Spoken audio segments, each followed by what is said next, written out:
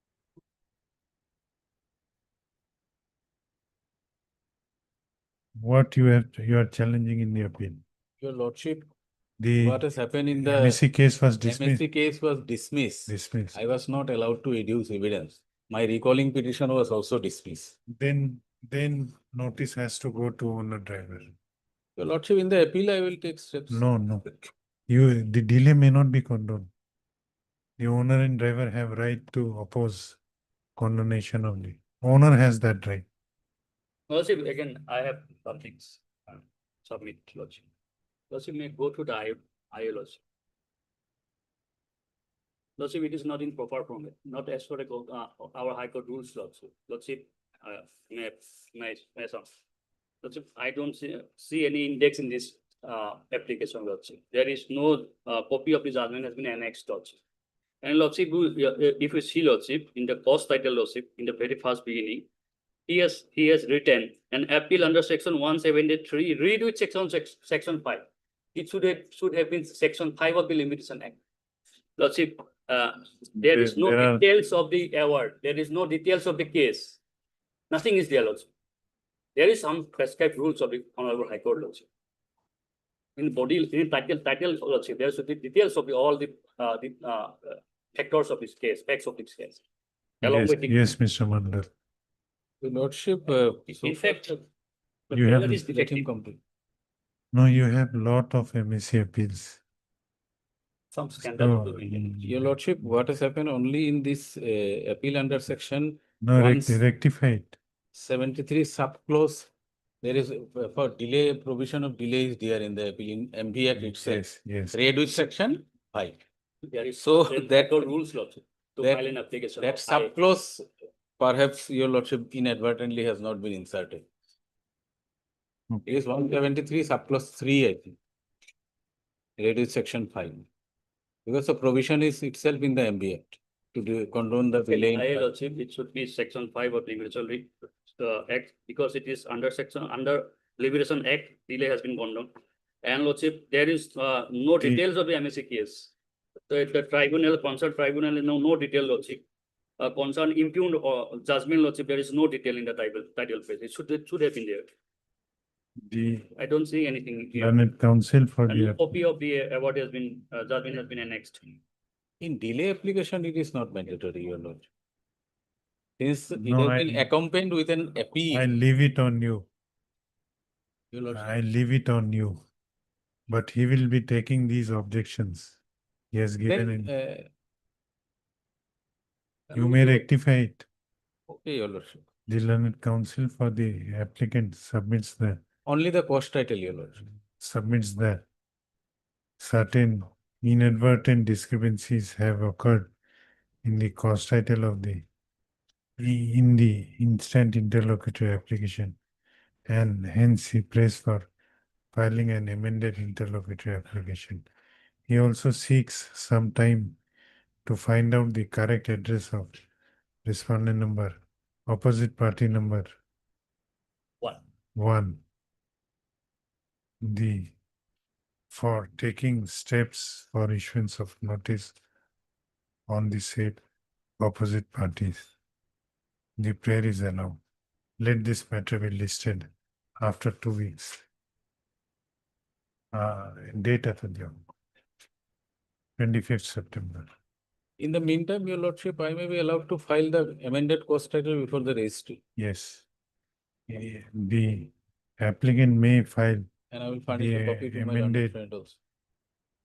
interlocutory application by furnishing an advance copy thereof to the learned counsel for the opposite party number 2. Yes. Obliging. 52 also same. Same, Lord. Same. 52 also same order.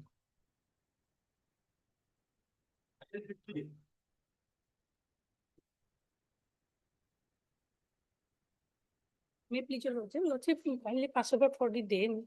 Conducting council has some difficulties, lordship. Please, your lordship. I filed Vagalatnama on behalf of respondent number 3 driver. And as per the instructions of my client, respondent number 2 has expired, lordship.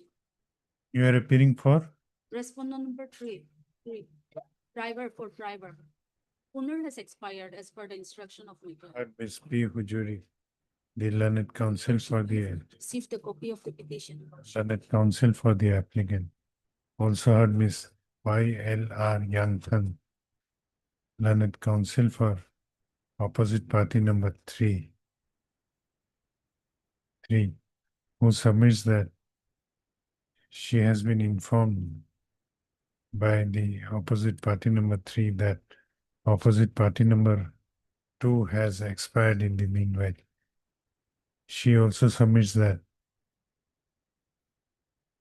she has not yet received the copy of interlocutory application as well Time I may be allowed to file objection. as memo of appeal. Hence, stop. The applicant is directed to furnish a copy of interlocutory application as well as memo of appeal to the learned counsel for opposite party number 3. The opposite party number 3 is also allowed to file a written objection before the next date fix. As regards the fact that the opposite party number 2 has expired, the applicant may take appropriate steps in that regard on the next date fix.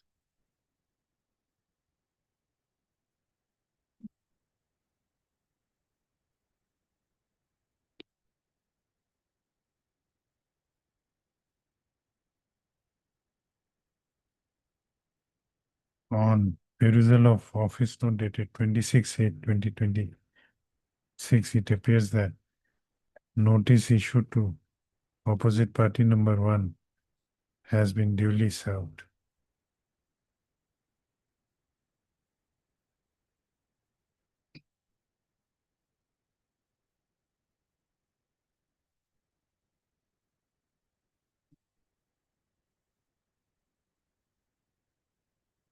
Let this matter be listed on 28th of September. Okay.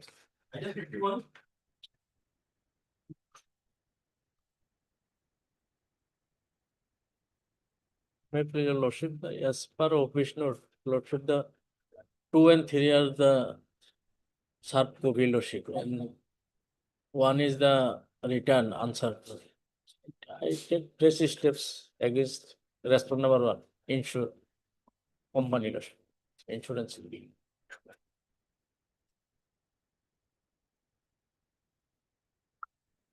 Heard Mr. N. Ahmed, the learned counsel for the applicant. On perusal of the office note dated 25/8/2026, it appears that from the postal tract consignment report placed before this court, placed by the registry, it appears that the notices issued to respondent number 2 and 3 have been delivered to the addressees. As such, the notices issued to aforesaid respondent are held to be duly served. As regards respondent number 1 is concerned, the notices have returned without due service.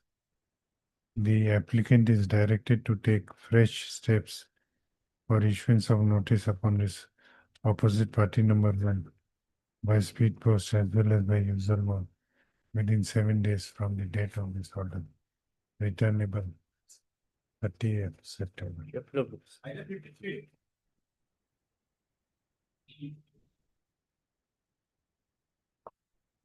May it please your lordship.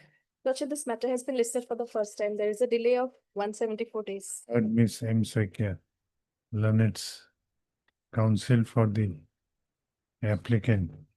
This interlocutory application has been filed for condonation of delay of 174 days in preferring the connected appeal. Let the notice be issued to the opposite parties. The applicant shall take steps for issuance of notice upon the opposite parties by speed post as well as by user note within 7 days of the date of this order, returnable on 30th of September. Obliged, Lordship. Please, your lordship, this IA is for condemnation of delay of 47 days, your lordship. What is your name? Lordship, MS M. Burman, Heard Miss M. Burman, on behalf of Mrs. A. Gayan. appearing on behalf of Miss A. Gayan, the Learned Central Government Council. This interlocutory application has been filed by the applicant praying for condemnation of delay of 47 days in preferring the connected FAO staff. Let the notice be issued to the opposite parties. The applicant shall take steps for issuance of notice upon the opposite parties by speed post as well as by user mode within 7 days from the date of this order, returnable on 30 September. I'm taking a short break. Item 87 from supplementary list.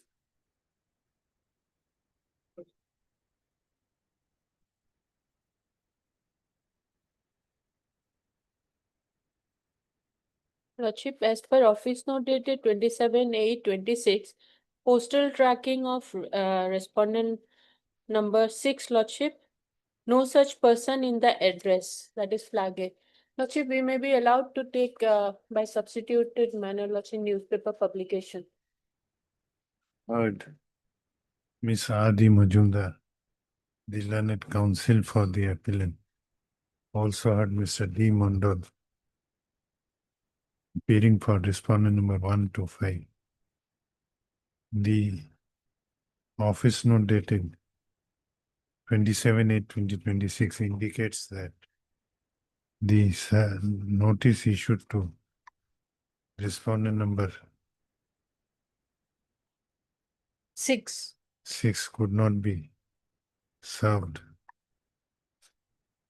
Stop. The Learned Counsel for the appellant praised for allowing the appellant to take steps for issuance of notice upon respondent number 6 by substituted mode of publishing the notice in a newspaper which is widely circulated in the last known address of the respondent number 6.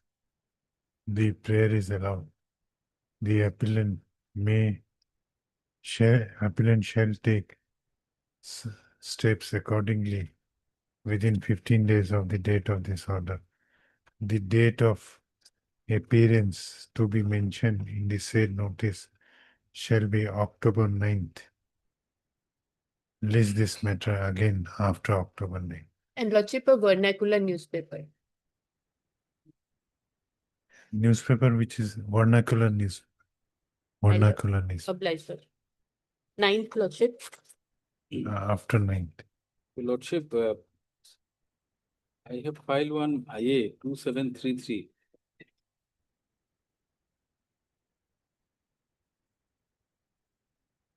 For amendment of another IA.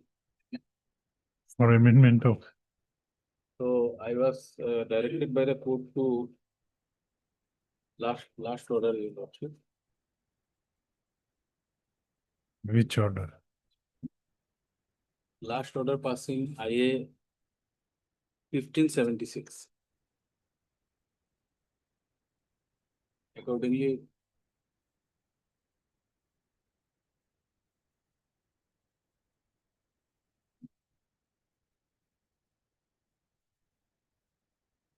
What amendment?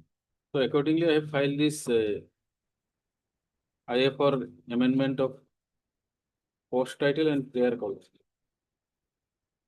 No, they have mentioned only the prayer, Lordship, in the amendment petition. Otherwise, the original application is for review and modification, Lordship. So he has to go to the appropriate bench, Lordship. No, your And lordship. in this petition, they have prayed for, What you want? Second paragraph. They want the money which has been deposited. no, they No, want your- exemplary cost on us because there was a defective petition. Where is the provision, lordship? Ultimately, this petition, how is it maintainable? And they have not filed any bakijai or anything in all these years, lordship. That is not the issue, your lordship. My amendment is regarding cost title in the top page number 1. So earlier it was application for review, modification, alteration of order dated such and such. What was this order? Admission. Admission, appeal has been admitted. You want Now my cost title is an application under section 151 of the code for imposing exemplary cost upon the applicant. review And- will go before the same judge. Yes. If you want to seek review of a particular order, it matter has to go before the same judge which passed the order. Presently I'm not asking for a review. For amendment only. Now I am asking for imposing exemplary costs, which need not require any review of that admission order. It can be according to my How can understanding. that be, lordship? Exemplary order without amending the MS. Admission order. Yes, your lordship. How can that be? No, no, I don't know what to file. Because there is no provision. I do not know. No. That's why I told it last time also that, okay, I'm not going to say those. things. What is your submission? Your lordship, now as per notification, after 90 days, you are not allowed to correct your objection. Now, You have to file fresh filing. that is Now, are you pressing for that review? No, at least some explanation.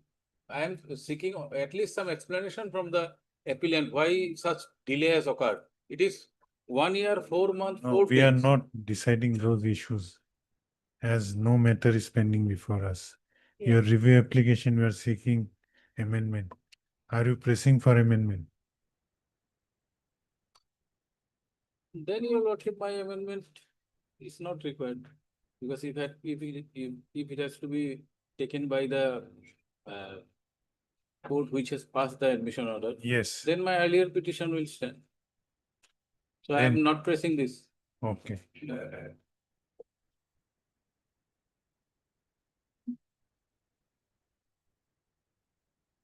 In IA number 2733/2026, heard Mr. D. Mondor, learned counsel for the applicant. Also heard Miss R.D. Majumdar, learned counsel for the opposite party insurance company. Learned counsel for the applicant submits that the applicant is not intending to press this instant I am withdrawing this, your lordship. interlocutory This piece of application. withdrawal. Stop. Accordingly, this interlocutory application is dismissed on withdrawal. And what about review? Review, then it has to be listed before the appropriate bench. Stop. Review by heard Mr. D. Mondor, the learned counsel for the applicants. Also heard Miss Adi Mujumdar, the learned counsel appearing for the insurance Opposite party number. opposite no, party, Sole opposite party. sole opposite party / insurance company. This application for review has been filed by the applicant for reviewing the order dated 23/4/2025 passed in MAC appeal number 99/2025. Where is that order under review? page starts, is not made, 7th page.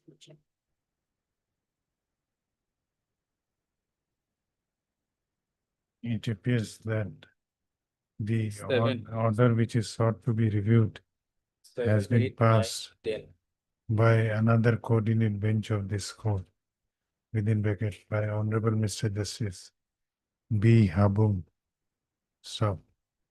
Registry is directed to release this review application before the appropriate bench.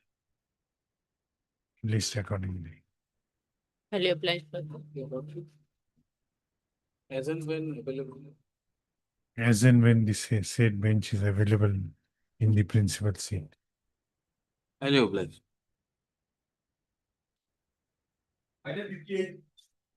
May it pleases your lordship. Lordship, as per office note dated 27/8/26, postal tracking for respondent 124 notices delivered, flag A, and LCR also received. So this can go for final hearing. Heard Miss R.D. Majumdar, the learned counsel for the appellant. The office note dated 27/8/26. 27/8/2026 indicates that notices issued to respondent number 124 by speed post have been duly delivered.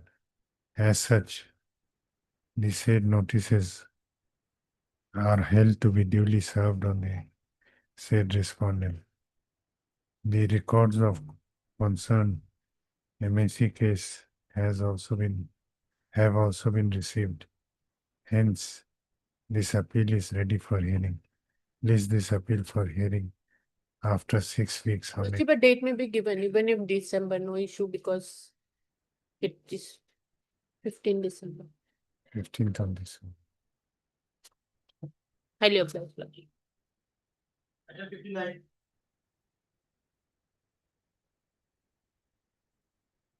May I please your lordship? Lordship, as per office note dated 27/8/26, service upon respondent number 2 is awaited, lordship. And, as regard lordship, respondent number 1 and respondent number 4, the service is complete through Dusty mode, lordship, and we have already filed the affidavit, lordship. Not Mr. R. What is the name? A. Brahma. Brahma. A. Brahma, the learned counsel for the appellants. Also heard Mr. S. Sharma, appearing for respondent number 1 by 1, as well as Mr. R. Boro, appearing for respondent number 3.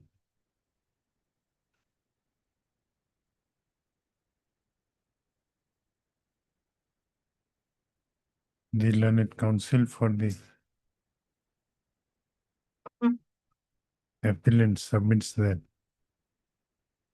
the appellant has served the notice on respondent number 4 by Dusty mode, and in compliance thereof, the affidavit in compliance has also been filed.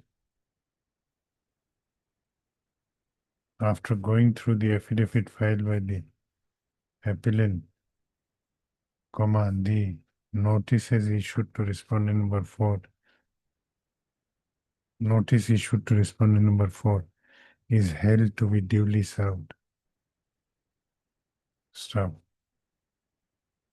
The service report in respect of notice issued to respondent number 2 is awaited. The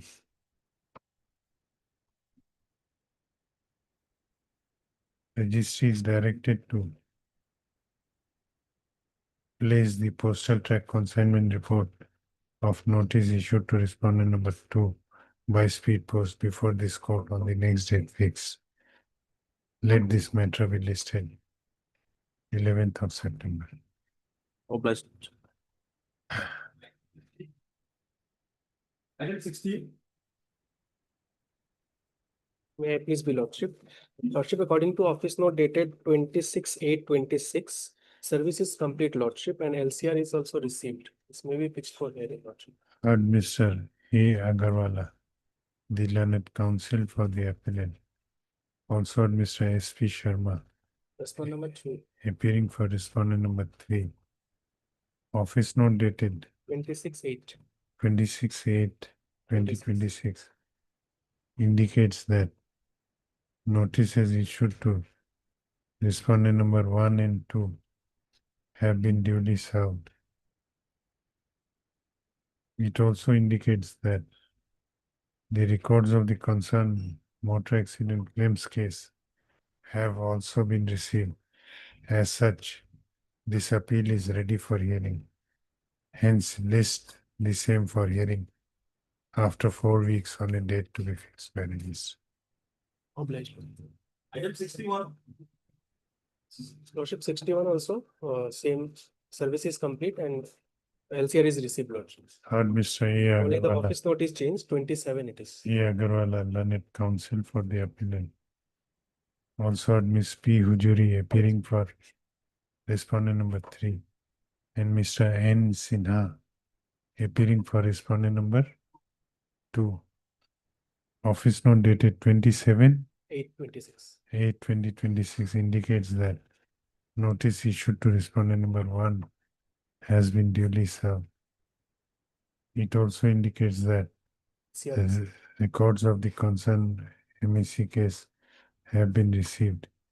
Hence, this appeal is ready for hearing. List this appeal for hearing after 4 weeks on a date to be fixed by registry. NBP Singh. NBP Singh. Deeply obliged.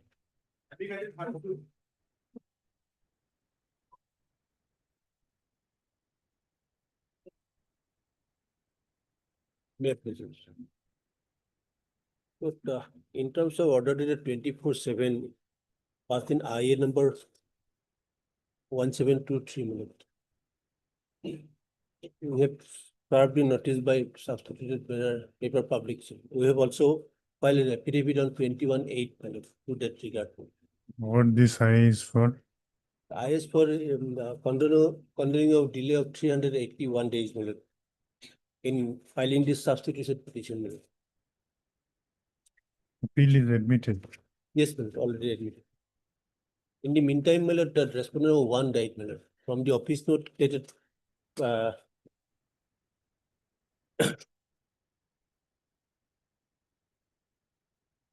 1723 is for substituting the legal heirs of 1723 is the delay condonation petition. 1724 is the abatement petition, and 1725 is the substitution petition. Okay. Any objection? Heard Mr. P. Hajurika, common underling. 1723, 1724, 1725.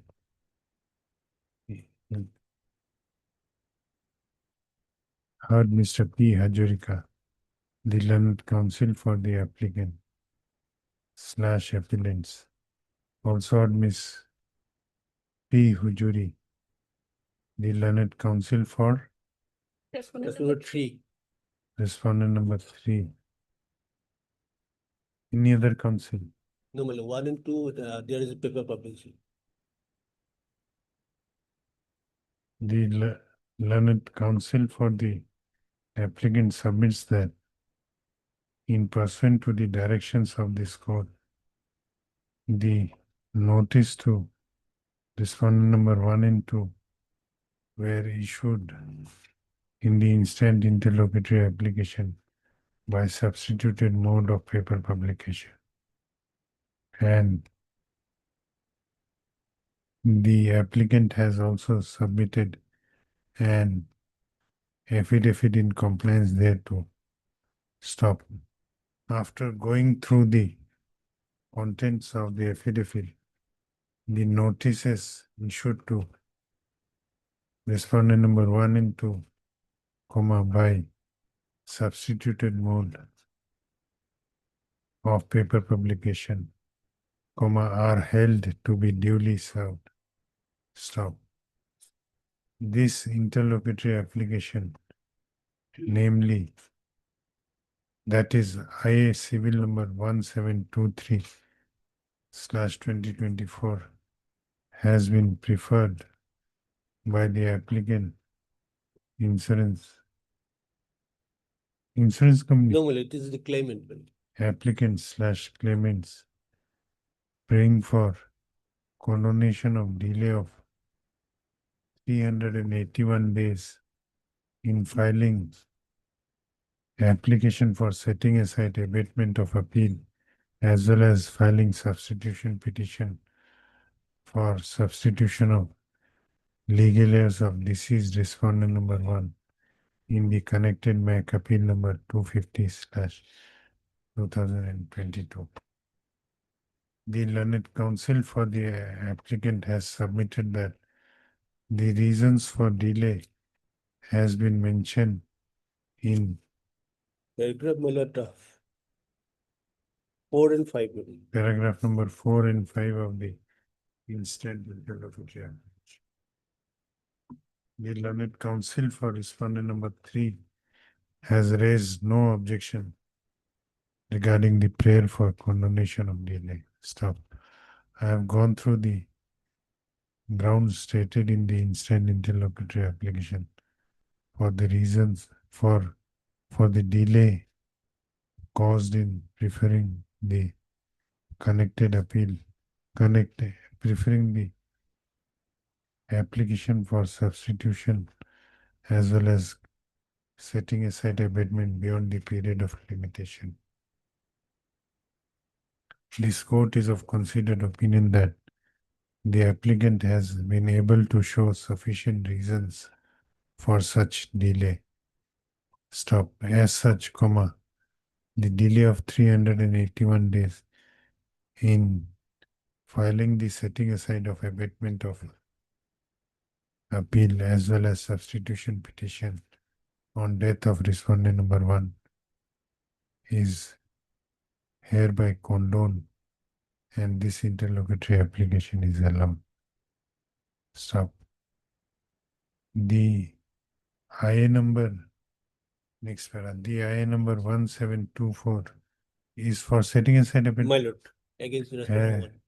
Has been filed by the applicant for setting aside abatement of appeal on death of respondent number 1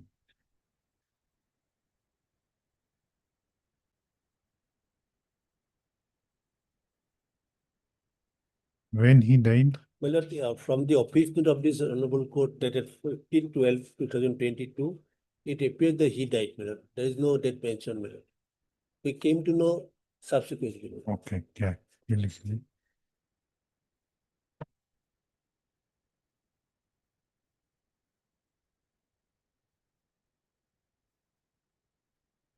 Death of respondent number 1. The prayer is not opposed to by the counsel for the other side. Stop. Considering the grounds stated in the I've stated in paragraph 4. para 4 of IA number 1724/2024, the prayer is allowed and the abatement of appeal against respondent number 1 on his death, comma, is hereby set aside. Stop. The IA number 1725/2024 has been filed by the applicant/appellant praying for substituting the legal heirs of respondent number 1, namely Dinesh Sood. Tushar Sood, He is the he is the son, my lord. namely Tushar Sood, Yes. who is the son of the deceased respondent number 1, late Dinesh Kumar Sood. Stop. For the grounds stated in the instant interlocutory application, the prayer is allowed. The name of legal heir of deceased respondent is allowed to be substituted in his place in the memo of appeal of the MAC appeal number 250/2022. And this interlocutory application is accordingly allowed. The applicant/appellant shall file the amended cause title in the connected MAC appeal showing the name of Tushar Sood as respondent number 1 within bracket 1 therein. The interlocutory applications number 1723/2024, 1724/2024 and 1725/2024 are accordingly disposed of. List the connected appeal after 2 weeks Well. on a date to be fixed by registry. Public. Item 44.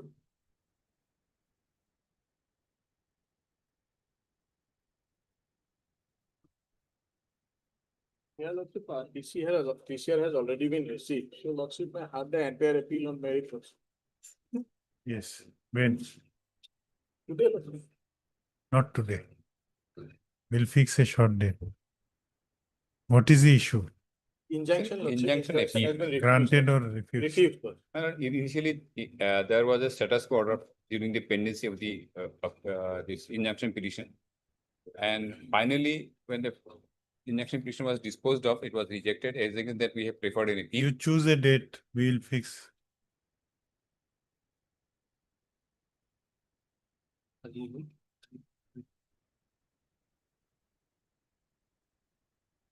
Original records have been received. Yes, Lord. Original Original Lordship.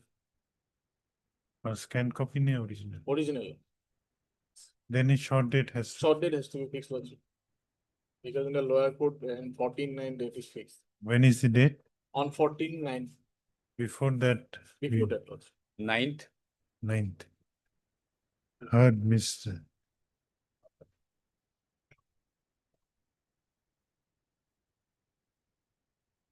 Heard Mr. D. Majumdar. Dilla. Originals. Heard Mr. D. Majumdar.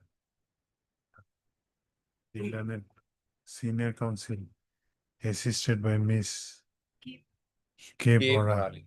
K. Bhorali, the learned counsel for the appellant.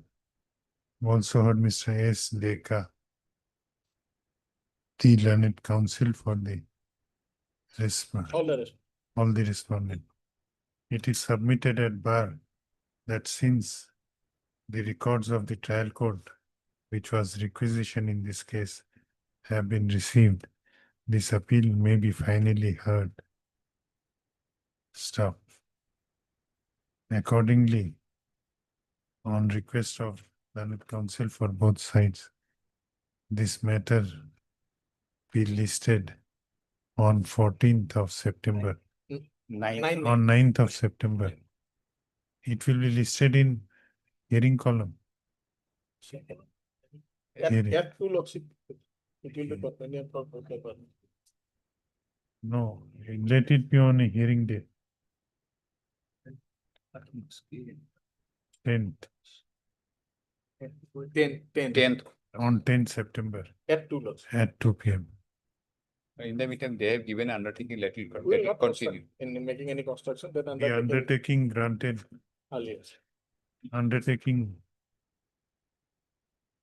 by the respondent given before this court to maintain status quo in respect No, of. not status quo, Lordship. Not to make any construction. Not to make any construction over the suit premises shall continue in 10th of September. Okay. Last order, then 23.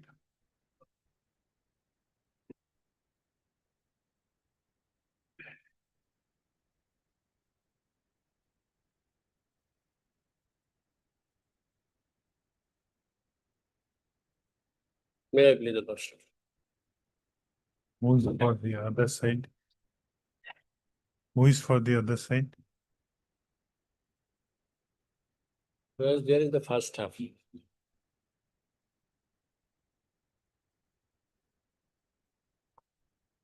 Yes, sir. My lord, we have filed this review petition to review the order, which Lordship may kindly see page 13.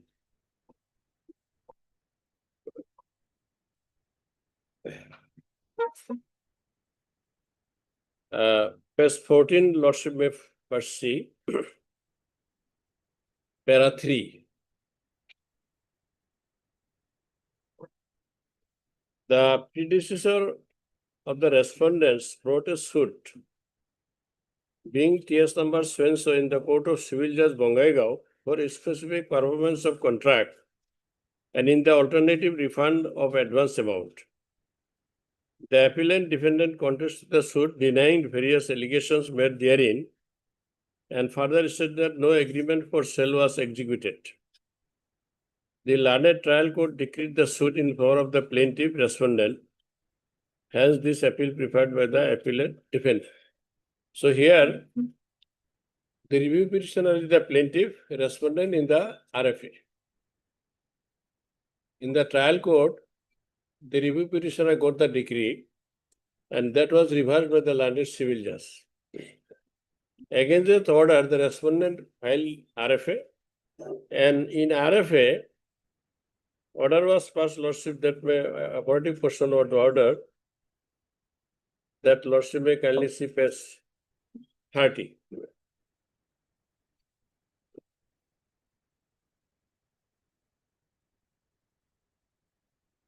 It was a 29 bottom, 29 bottom, page para 45. In view of the aforesaid discussion, the suit of the plaintiff seeking specific performance as against the defendant is dismissed and appeal is allowed. However, in favor of the plaintiff, a money decree is passed for a sum of rupees 4,50,000 only against the defendant appellant. Now, my lord, this is, in my humble opinion, it is contradictory order. Because if the agreement... Where are you reading? Para 29 bottom, para 45. In view of the aforesaid discussion, the suit of the plaintiff seeking specific performance as against the defendant is dismissed and the appeal is allowed. However, appeal was filed by the defendant and as appellant and that was allowed. However, in favor of the plaintiff means the review petitioner. A money decree is passed for a sum of rupees 4,50,000 only against the defendant appellant. Now, in my humble opinion, this order is confusing because when the Honorable Court asks the appellant to refund the money of rupees 4,50,000 and that too without any interest after so many years. So when the court has found that I am entitled for rupees 4,50,000, then why the agreement for sale was not given proper legal value? In this regard, my lord, some discussions are necessary. Now, kindly see page 14, my lord. Para 4 onwards. The appellant defendant, page 14, para 4. The appellant defendant is the owner and absolute possessor of a plot of land measuring 6 bighas, 7 lesses covered by tag number so-and-so of periodic patta number so-and-so, and the land in question is situated at village Kharija, Dolaigaon, Part 1 under Bongaigaon Revenue Circle in the district of Bongaigaon, Assam. The appellant defendant, due to his financial crunch, desires to sell a portion of the aforesaid plot of land measuring 2 bighas out of total plot of land 6 bighas 7 lesses. On the other hand, respondent plaintiff also was also in search of a suitable plot of land to purchase, and upon negotiation between the parties, the appellant defendant has agreed to sell a portion of the land measuring 2 bighas to the respondent plaintiff at a total consideration of rupees 34,50,000 only at the rate of rupees 17,25,000 per bigha. So, my lord, up to this, there is no dispute. Now thing is this, my lord. Now lordship may kindly see para 7. It is further agreed that the appellant defendant had executed the registered sale deed in favor of the respondent plaintiff within 3 months from the date of execution of the agreement for sale, and necessary land sale permission and NOC for the land sale shall be obtained by the respondent plaintiff from the competent authority upon his own expenditure. However, after the lapse of 9 months, the appellant defendant did not come forward to sell the alleged land to the respondent plaintiff, and he even did not provide the necessary documents like landholding certificate, revenue payment receipt, voter card, etc. to the respondent plaintiff to enable him to apply for the land sale permission and NOC from the competent authority, in spite of several requests to supply the same.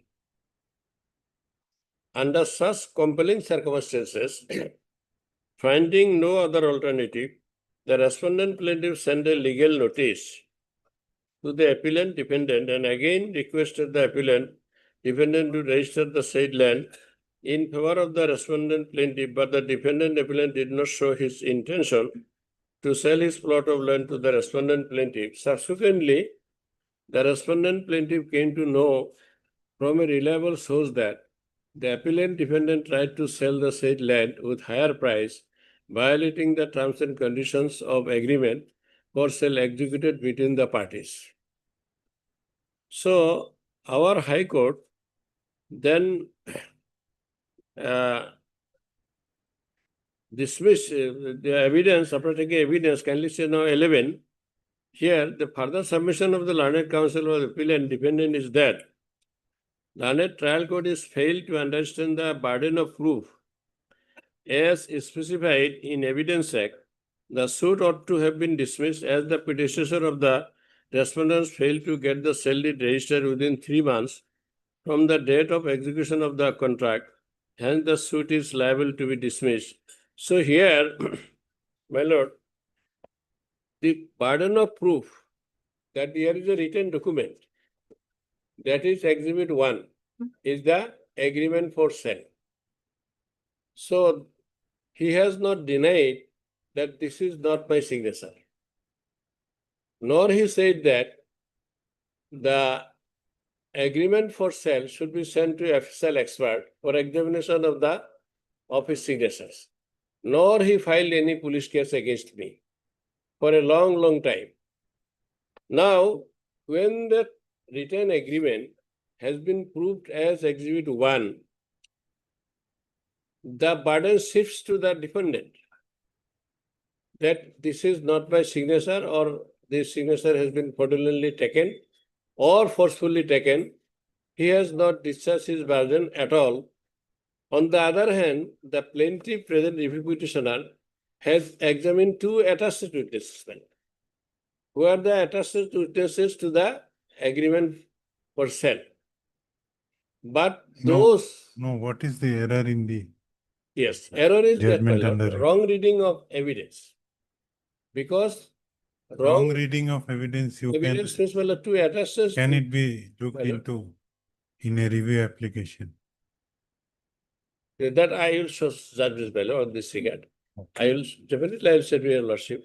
But thing is this, my lord, when the Exhibit 1 agreement for sale has been exhibited, and when there is no rebuttal on the part of the respondent, defendant, that this is not my signature, he did not discharge the honors.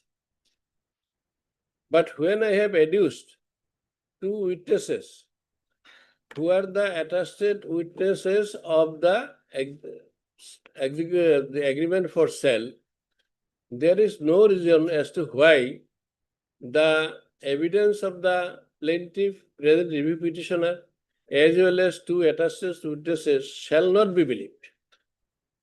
when they have categorically said, yes, this was executed by the respondent and we are the witnesses to that deed. Why the Honorable Court would say that the burden of proof has not been discharged by the plaintiff review petitioner. Now, burden of proof has to be considered on the basis of evidence on record. It is not an imaginary issue. So when there are sufficient evidences, including two attached witnesses, there is no reason as to why the Honorable Court would say that burden of proof has not been discharged. As per Section 67 of the Evidence Act, we have discharged our burden to the maximum extent. And second thing was that, my lord, the Honorable High Court, kindly see page 17 now. Page 17, para 15. On perusal of the trial court records, it reveals that trial court frames 7 number of issues, wherein issue number 2 and 3 are important, which are as follows. Whether the defendant enter into an agreement for sale of the suit land with the plaintiff at a consideration of rupees 34,50,000 only on 24/3/2015. And pursuant to the said agreement, the defendant received a sum of rupees 4,50,000 only from the plaintiff on 24/3/15 as advanced towards the total consideration. Now, Lordship would kindly see, this is the agreement of 24/3/2015. And we are now living in 2026. That means more than 11 years. More than 11 years, my lord, the land's value has increased to 200%.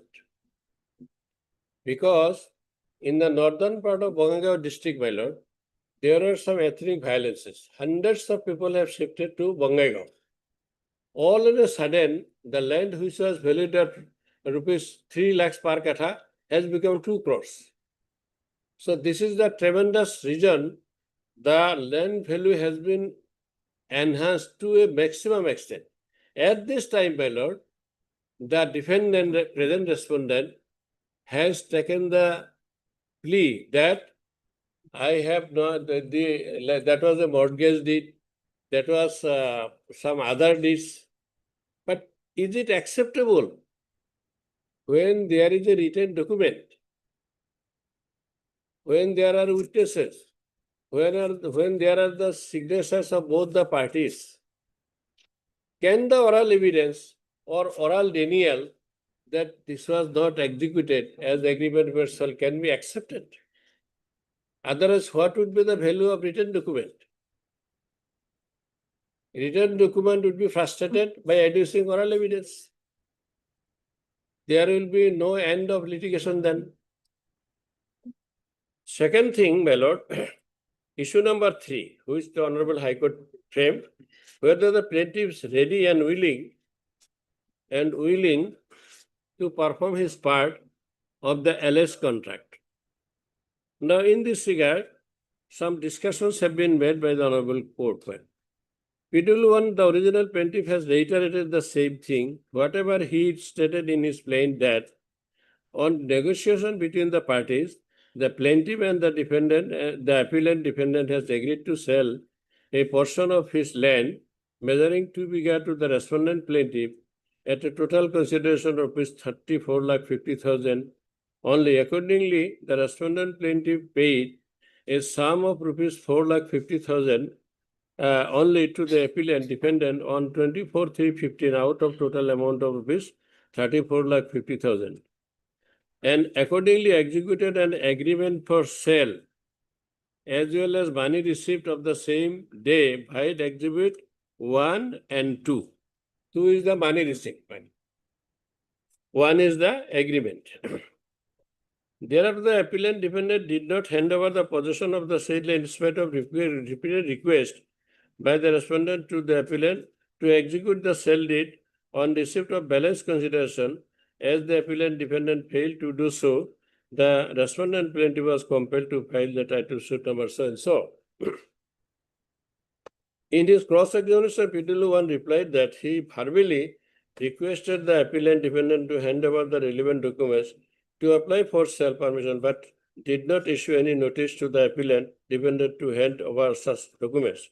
But the appellant defendant did not respond to such verbal request. As such, he failed to collect the sale permission of the schedule of land. It was suggested that the appellant defendant put his signature in the blank paper to prepare a mortgage deed, but the respondent plaintiff converted the said document for an agreement for sale. How? Because contents are there. Now, first time, my lord, nobody issues a written notice matter. It is normal practice in society that if someone is entitled to get something, he normally says that, please give me this money or that papers. Whenever every attempts fail, then only written notice is sent. And that written notice, advocate's notice has been sent, which lordship may kindly say,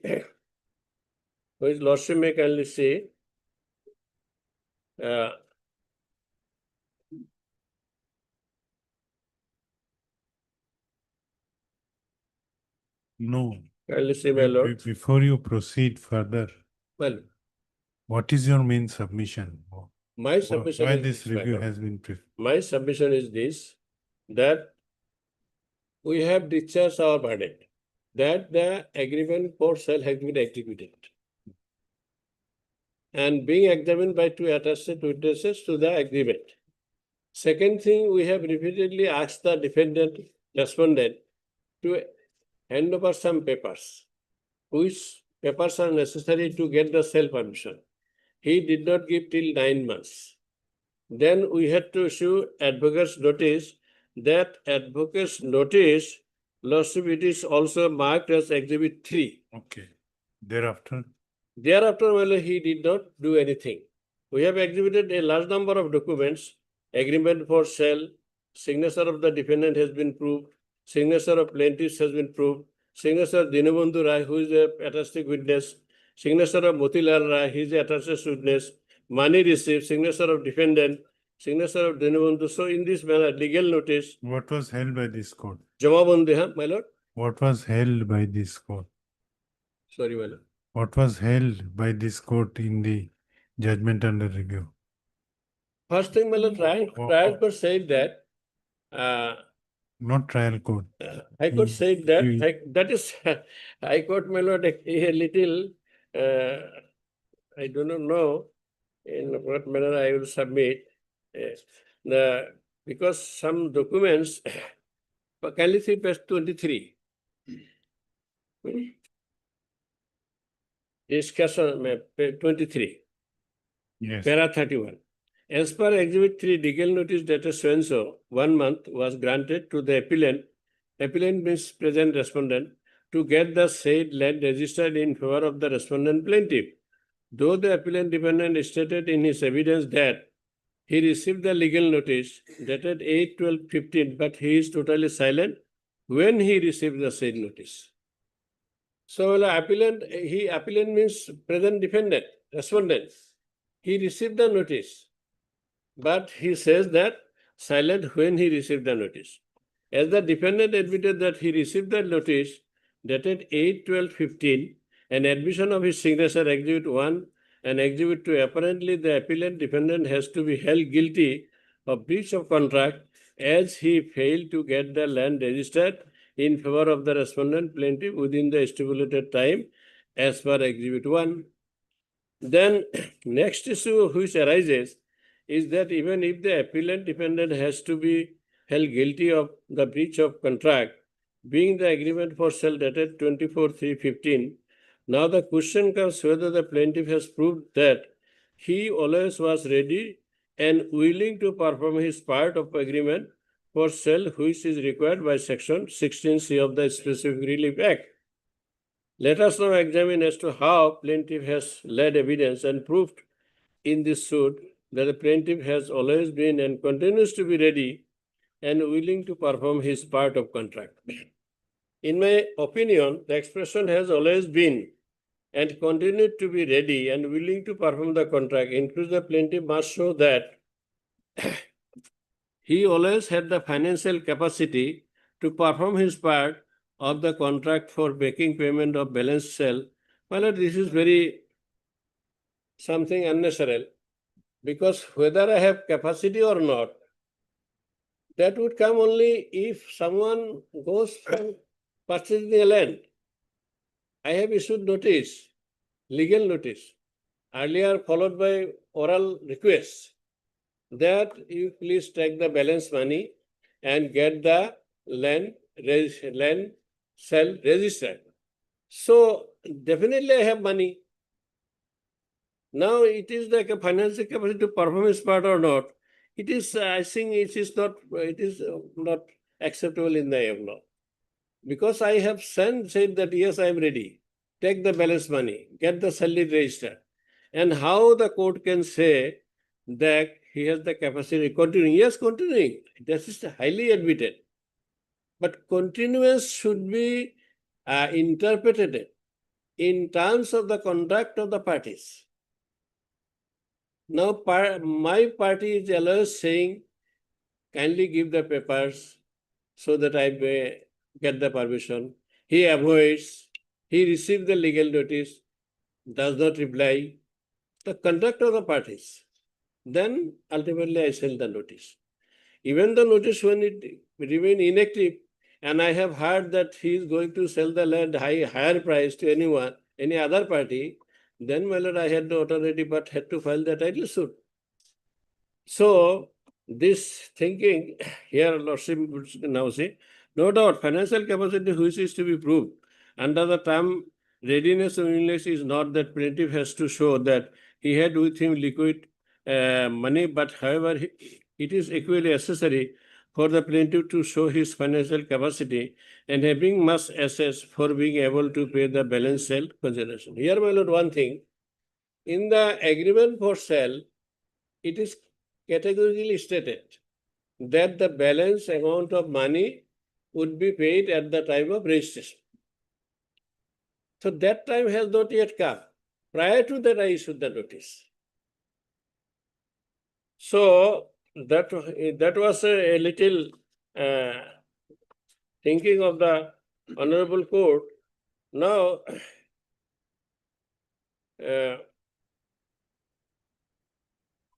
reverting, now Lordship may kindly see page 28, para 40.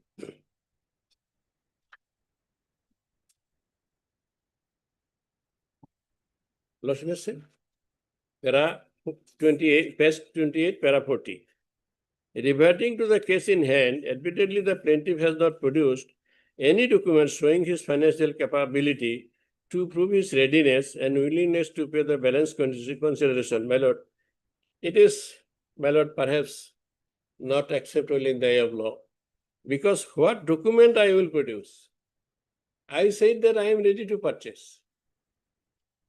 I send notice.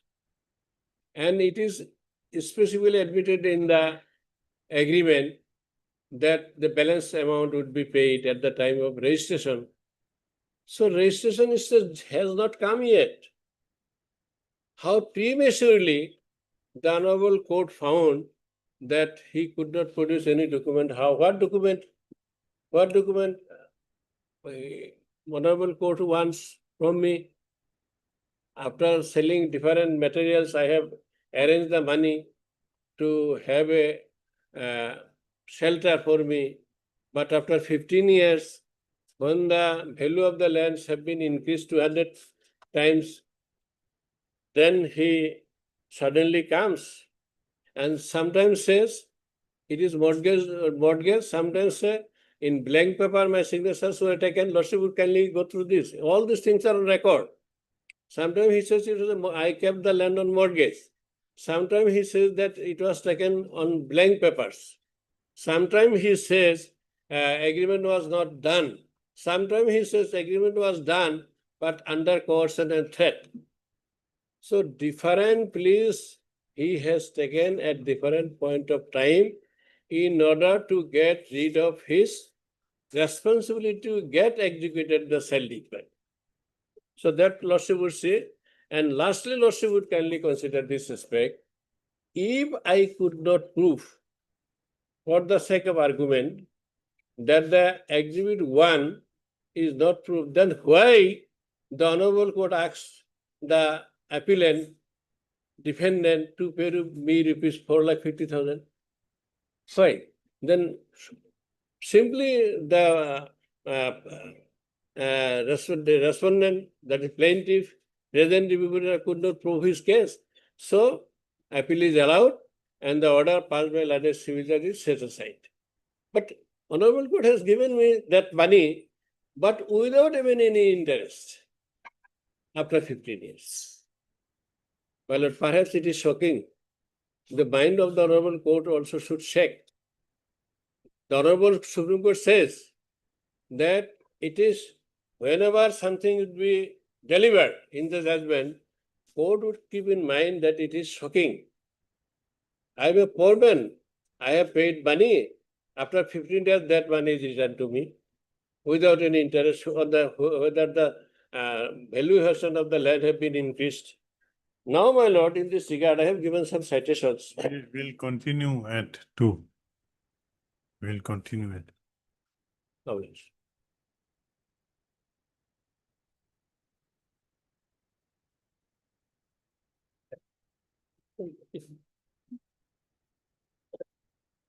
Yes. Now, Lordship, I want to provide certain citations, which I have already given the citations before the bench system. So, it is 2005.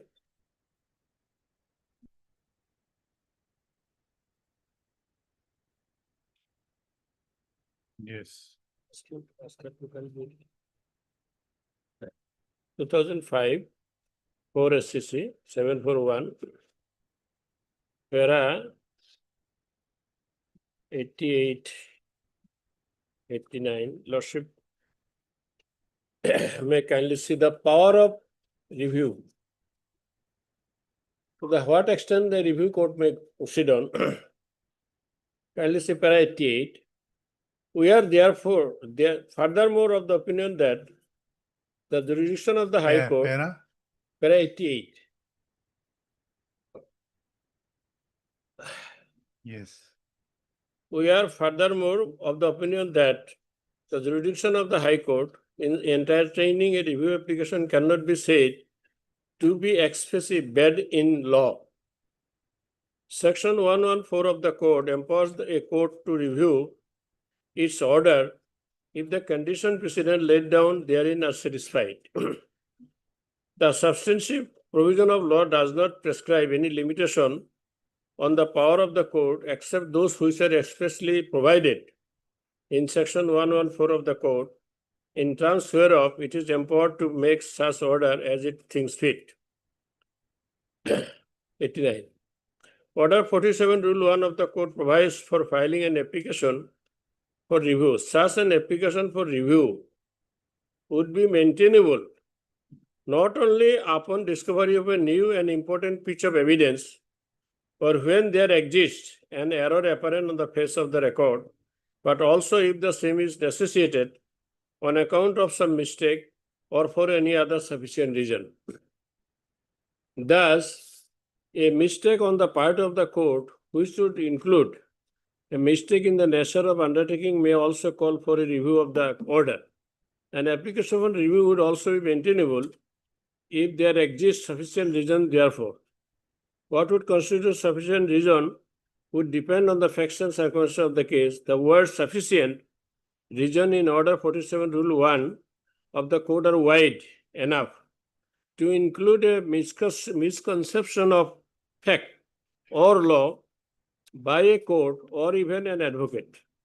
An application for review may be necessitated by of invoking the doctrine actus curiae nem gravity. Now, Lordship, here misconception of facts, not only law.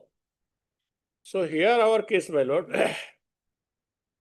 there were the plaintiff, review petitioner, two attached witnesses to the exhibit 1, that is the agreement for sale, adduced their evidences that yes, that was done in our presence.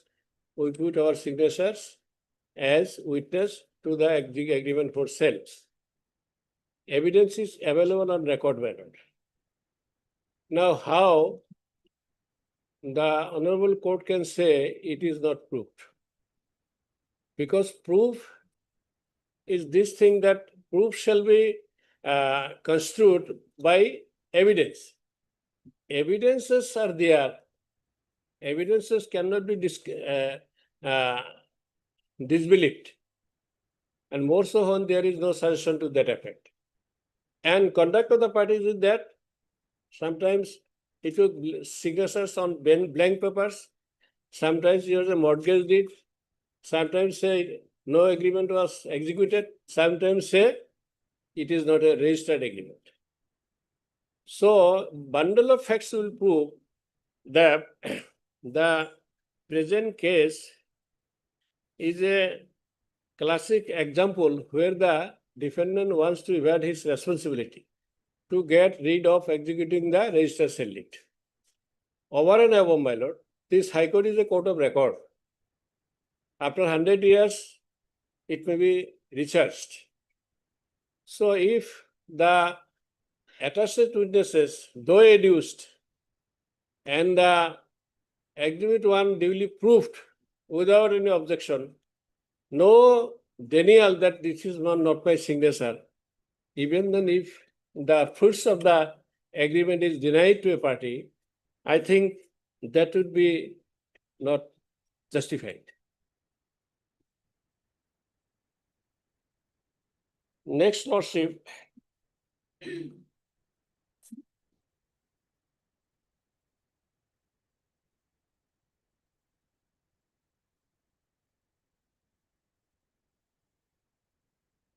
(2004) 4 SCC,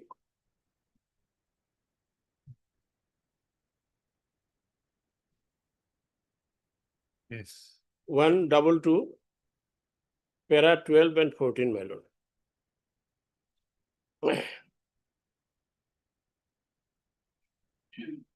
(14), I think it is more appropriate.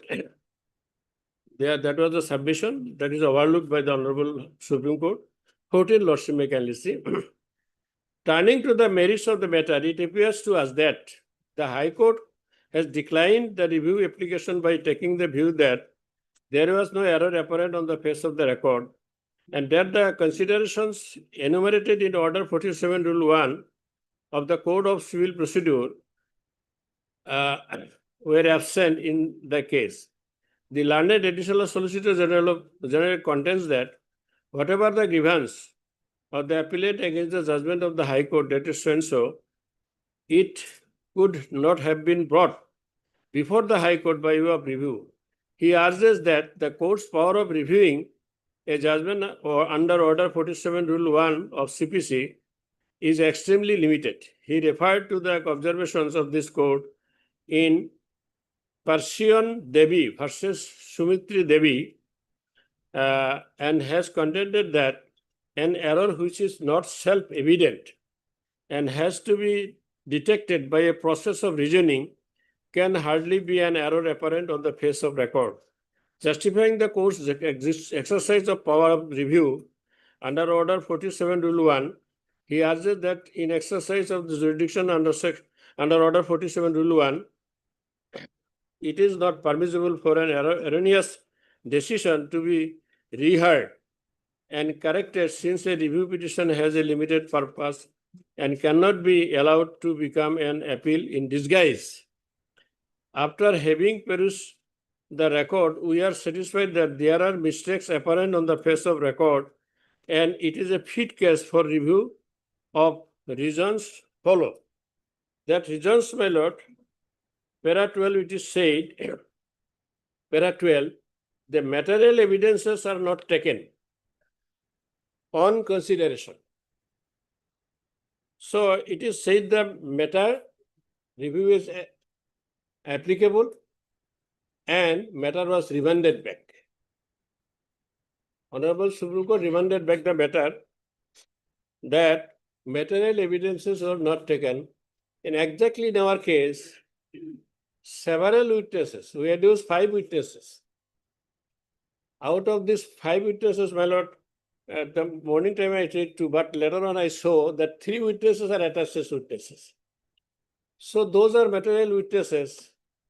If their evidences are discarded without any objection from the other side, how the Honorable Court may frame a mind that it is not proved? Of course, if that be so, then why rupees 4,50,000 was asked to pay? So I think the findings are contradictory and confusing. The next lordship would say,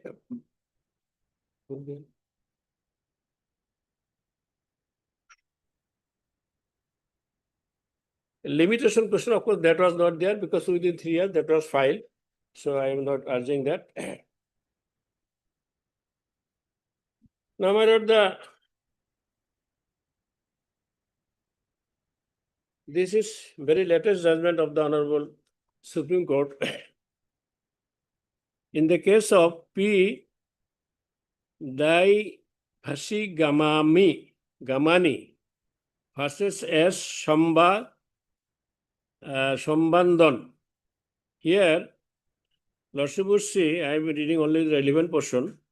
Para 1, the present appeal is directed against the judgment and order dated 15/6/2010 passed by the High Court of Judicature at Madras in appeal number so-and-so, whereby the High Court has allowed the said appeal, modified the decree passed by the subordinate judge so-and-so in trial court in OS 212 of 1993 and decreed the suit by granting the prayer for a specific performance and also for permanent injunction against the present appellant, original defendant, in respect of the suit property. So it is like our case, my lord. Now, I invite your lordship may kindly come to para 6 of the judgment. The High Court in appeal decreed the suit of the respondent, plaintiff filed the impugned order observing as under. As the appellant plaintiff has made clear averments to the effect that he was and has been ready and willing to pay the balance consideration and get the sale deed registered at his cost, there cannot be any inference against the readiness and willingness, especially in the absence of the evidence adduced by the respondent defendant, to the effect that any call made by the respondent defendant for accepting performance was not responded by the appellant plaintiff. So, it cannot be said that he was not ready. It is not the law. The person should show that this is my money, take this and get the sale deed registered. His readiness will prove from his conduct, and his unreadiness to execute the sale deed would be also proved through his conduct. Now, regarding his conduct, I have already submitted before lordship. So, readiness, willingness to perform his part of obligations under the agreement is not based on sound reasoning, and in fact, it is perverse finding, which deserves interference by this court. Accordingly, the said finding of the trial court regarding issue number 4, framed in the suit, is set aside. In this case, my lord, trial court decreed our suit. So, that part is not applicable in our case. But so far, section 16C of the Specific Relief Act is concerned, we have fulfilled that part, my lord. Now, lordship, I invite your lordship kindly come to para 18, my lord, of the said judgment. Para 18. Lordship, I say? Yes. Para 18. Merit. Yes. In Sukhbir Singh versus Brijpal Singh, this court had laid down that law is not in doubt that it is not a condition that respondents plaintiffs should have ready cash with them. Exactly what I have submitted before your lordship. He should not be present with cash, that this is the cash you take and get the sale registered. This is not the law. It is sufficient for the respondents to establish that they had the capacity to pay the sale consideration. It is not necessary that they should always carry the money with them from the date of the suit till the date of the decree. The said principle was followed in case of A. Kantha Mani versus Nasrin Ahmed, in cases of C.S. Venkatas versus A.S.C. Murthy. So, this lordship would see the extent of readiness to perform the part of the plaintiff, that I am ready with money to pay you, subject to you execute the sale deed. Now, lordship, kindly come to para 21 onwards. Having said that, let us examine the facts of this case. As discussed earlier, the respondent plaintiff had not only averred in the plaint about his issuing notices within a period of 6 months of the agreement in question, calling upon the appellant defendant to perform his part of contract and conclude the sale transaction, also showing his readiness and willingness to perform his part of the contract. But the respondent had also proved the same by stepping into the witness box. Thus, much reliance was placed by the learned counsel for the appellant on the decisions of this court in Ritu Saxena versus J.S. Grover and another reported in so-and-so, in case of Abdullah Koya Haji versus Rubish Tharayal, so-and-so, reported in so-and-so, and other cases. So, to submit that respondent had failed to establish his financial capacity to pay the balance amount of consideration at the relevant time, and had also failed to deposit the said amount in the court at the time of filing of the suit, he was not entitled to the discretionary relief of specific performance as granted by the court. We do not find any substance in the said submissions. The Honorable Supreme Court says that it is not the duty of the plaintiff to deposit the money in court that I am ready. His other activities will show that. So Supreme Court says, he was not entitled to discretionary relief or the purpose of contract. We do not find any substance in the said submissions. As per the ratio of judgment laid down by 3 judgments in case of Soyot Dastagi, Supra, the compliance of readiness and willingness has to be in spirit and substance and not in the letter and form, while making the averments in the plaint. As per the explanation 1, Roman 1 to section 16C, he need not tender to the defendant or deposit the amount in the court, but he must aver performance of or readiness and willingness to perform the contract according to its true construction. Having regard to the facts and circumstances of the case and to the conduct of the parties, we have no hesitation in holding that there was due compliance of section 16C read with its explanation on the part of the respondent that it is always the appellant who had failed to perform as per the terms of the agreement, though called upon by the respondent to perform. The High Court also had rightly held that plaintiff had complied with the requirements of section 16C of the said act by making a specific pleading with regard to his readiness and willingness, and also proving the same by reliable evidence. This court does not find any illegality or infirmity in the impugned judgment passed by the High Court. We therefore confirm the same so as to granting of decree for specific performance of the agreement in question is concerned. At this juncture, this is an important matter. At this juncture, the court cannot be oblivion to the fact that there has been a steep rise in the price of the immovable properties since last few decades. Before the final hearing of the appeal, the parties were sent to the mediation center for exploring the possibility of settlement. However, mediation remained unsuccessful. Having regard to the fact that the agreement in question was entered into between the parties in October 1989, and considering the steep rise in the prices of land, we are of the opinion that interest of justice would be met if the respondent is directed to pay some more amount. It is also noted that the appellant had enjoyed the possession of the suit land all throughout. Hence, in the facts and circumstances of the case, the respondent is directed to deposit a sum of rupees 1 crore in the trial court towards the sale consideration over and above the amount that might have been deposited by him within a period of 8 weeks from today. On such deposit being made, the appellant shall execute the sale deed in favor of the respondent and shall also be at liberty to do the said amount deposited by the respondent. So, my lord, from all aspects, I believe that your lordship has already well understood that I have become the victim of circumstances. Lastly, my lord, I only make one submission that lordship may kindly go to our review petition, page 61.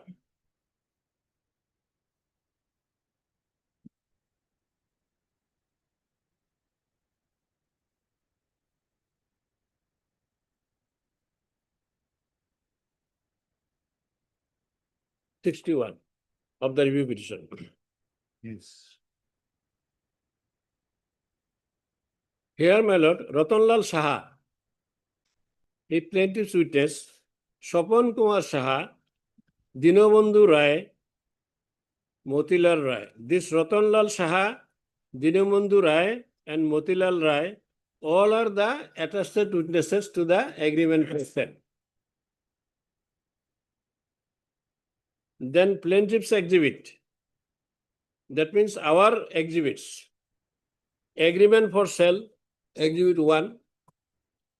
Exhibit 1 to exhibit 1 signature of the defendant, that is the respondent here. Exhibit 1 to exhibit 16 signatures of the plaintiffs. 1 to 7 signatures of Dinobandhu Rai, attested witness. Exhibit 1A signature of Motilal Rai, exhibited witness. 2 money receipt. 2-1 signature of the defendant. 2-2 signatures of Dinobandhu Rai. 2-3 signature of Motilal Rai. 3 legal notice. 3-1 and 3-2 signatures of Motiur Rahman advocate. Exhibit 4 postal receipt of the legal notice. 5 Jamabandi, 6 Shaman. So then lordship will see defendant which is Anil Brahma, Thoneshwar Sorenia. So his witnesses simply denying and retracting from time to time, deferring their statements from time to time. So which I have already stated that sometimes forget, sometimes blank paper, sometimes unregistered, sometimes no execution of agreement was set. So considering all this, my lord, I believe that the present review petitioner could successfully prove his case, as was found by the learned trial court. But the Honorable High Court partly believed us, partly disbelieved us. But when disbelieved, there is no foundation. So, my lord, because I have been, the defendant has been asked, you pay rupees 4,50,000. Why? If the agreement is not proved, then how the High Court can say someone that you pay this amount? That means somewhere there is something. I do not know, with due respect, perhaps that finding was not correct. So, I have already cited such examples that the review power of the Honorable High Court, being a court of record, is wide enough, not only to the reason, facts and circumstances of the case, but also the subsequent developments. That is the enhancement of the land value to 200, more than 200%. So my humble prayer, this review petition may kindly Yes, be Mr. Abbas. That is my humble prayer.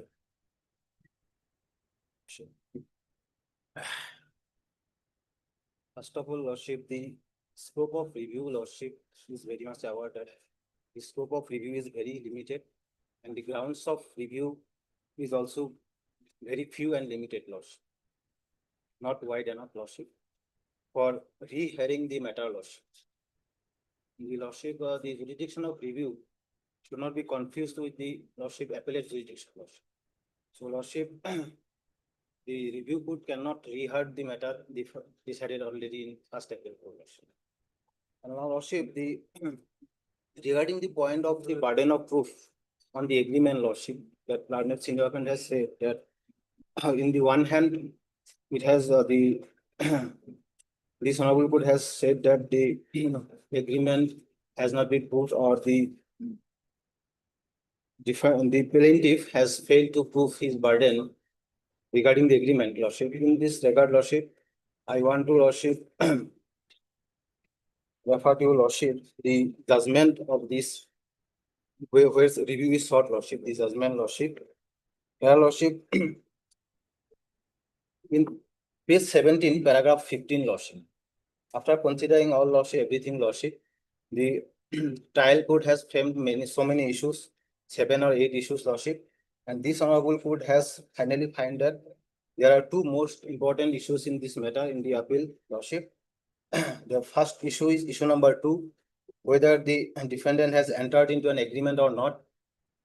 Regarding which the learned senior friend has said that the court has come to a finding that the agreement has been approved. And the second issue, that is issue number 3, Lordship, whether the plaintiff is ready and willing to perform his part of LS agreement, Lordship, or LS contract, Lordship. So, Lordship, and finally, Lordship, this honorable court has decided in the first appeal that mainly on the issue number 3, Lordship, the readiness and willingness of the plaintiff's part, Lordship, of the content. And regarding, Lordship, issue that the defendant, whether defendant had entered into agreement or not, that has been categorically decided by this appellate court, Lordship. That can be found from most important paragraph 26, 27 of the first appeal judgment, Lordship, page 21. Page 21 of this petition, Lordship, paragraph 26 and 27. May I read, Lordship? Yes. Though DW1 alleged that the respondent plaintiff converted some blank signed papers to agreement for sale, but in his cross-examination, DW1 admitted his signature in Exhibit 1, Bite Exhibit 1.1 and Exhibit 1.2 and Exhibit 1.3. DW1 also admitted that Dhaneshwar Saharia, Dinobandhu Roy and Motilal Roy put their signatures on 24/3/2015 in his presence. DW1 further admitted that in Exhibit 2, money receipt, he put his signature over revenue stamp on receipt of rupees 4,50,000 only. The DW1 in his cross-examination finally admitted that the respondent and plaintiff did not pay rupees 4,50,000 and 4,50,000 and only to him as loan, but he took the said money consideration to sell a plot of land to the respondent plaintiff. This is the finding, Lordship. And paragraph 27, apparently there is no dispute that the agreement for sale bears the signature of plaintiff, respondents, as well as the defendant appellant. So far as therefore the execution is concerned, it is not denied that the agreement to sale was indeed executed. It is categorically stated in Exhibit 1 agreement for sale that the responsibility for taking the necessary clearance and permission for sale from all the authorities would be upon the plaintiff in the suit. As per the terms of the condition of Exhibit 1, by para number 4, the NOC and the land sale permission of the said plot of land from the concerned authority shall be obtained by second party, and it is the plaintiff respondent at his own expenses. And as per para 5, the first party, the appellant defendant, shall execute the registered sale deed in favor of the second party within 3 months from the date of execution of the agreement for sale deed. So, Lordship, there is a finding that the agreement was there and agreement has been proved. It is not a case that agreement has not been proved, Lordship. And that is why, Lordship, this honorable court has granted that money suit, Lordship. And while granting the money suit, Lordship, this honorable court has Given observation in paragraph 41, 42, 43, Lordship, page 29 of the petition, Lordship.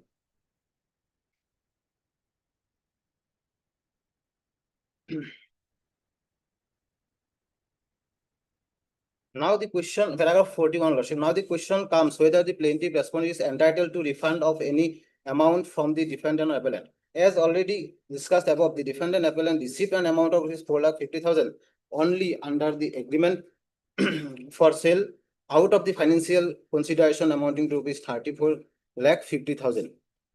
As per the terms of the condition of the agreement for sale, the defendant appellant shall execute the registered sale deed in favor of the plaintiff respondent within 3 months from the date of execution of the agreement for sale dated so and so, but the defendant appellant has failed to do so in spite of repeated requests from the side of the plaintiff, and the defendant appellant since is held guilty of breach of contract, and even if it was plaintiff who was held guilty of breach of contract, but since defendant appellant has not proved any loss causes to him on account of any alleged breach of contract by the plaintiff. So thereafter, Lordship, as per the attestation judgment, Lordship, this money should has been gathered. So, Lordship, here there is no conflicting, Lordship, opinion regarding, Lordship, burden of proof. This appellate court has finally, after considering the cross-examination, that yes, I have admitted that I have executed that agreement and I have taken money, and that is why, Lordship, this money decree has been passed. So that issue regarding, Lordship, the conflicting judgment does not arise, Lordship, on the issue of proof of agreement. But the case is that, Lordship, only the issue number 3, Lordship, regarding the readiness and willingness to on the part of the plaintiff, Lordship, that is the present petitioner's Lordship. And regarding that, Lordship, this honorable court has elaborately discussed the issues, that issue, Lordship, from paragraph 33 to, Lordship, from 33 to 40, Lordship. Page number 23, Lordship, start from, Lordship.